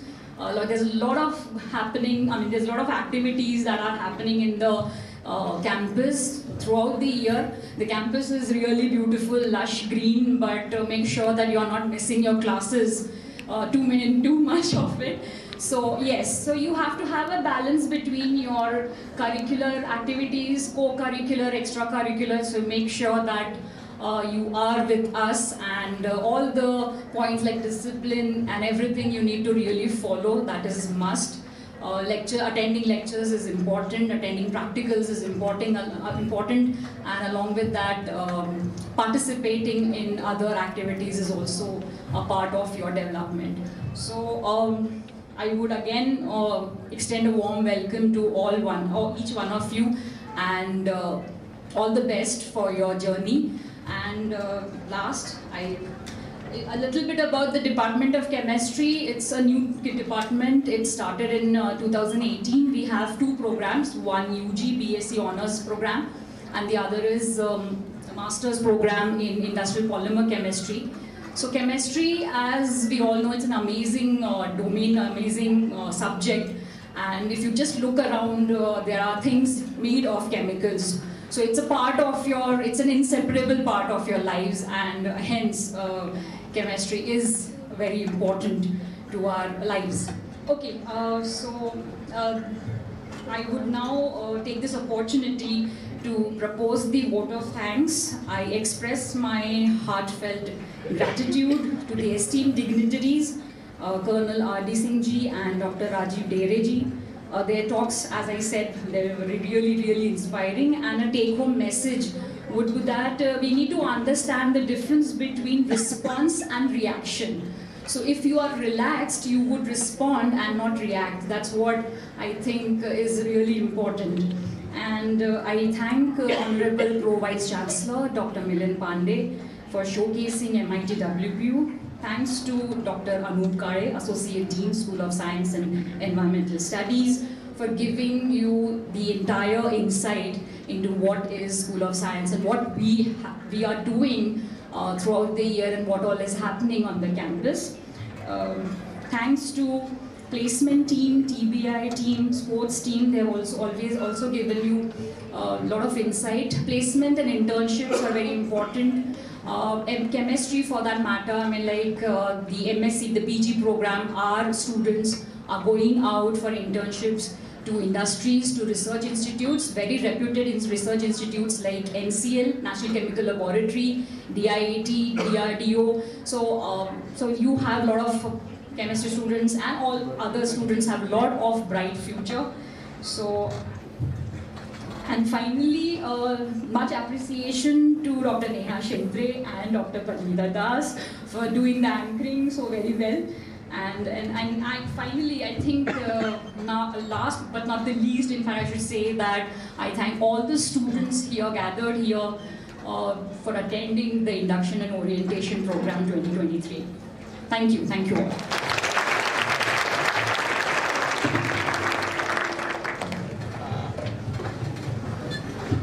Thank you, ma'am. So with this, we come towards the end of the day. So just before we disperse, there are a couple of instructions. If you have not received the food coupons yet, please get them. There will be volunteers standing outside. So collect your food coupons, collect your food packets, and you can have your food either in the open area over here on the 5th floor, or you can move to the 7th floor and there is a space available to have food. We apologize for the delay in your lunchtime today, but I think it was worth it. And before we disperse, again, let us end with Pasayadan.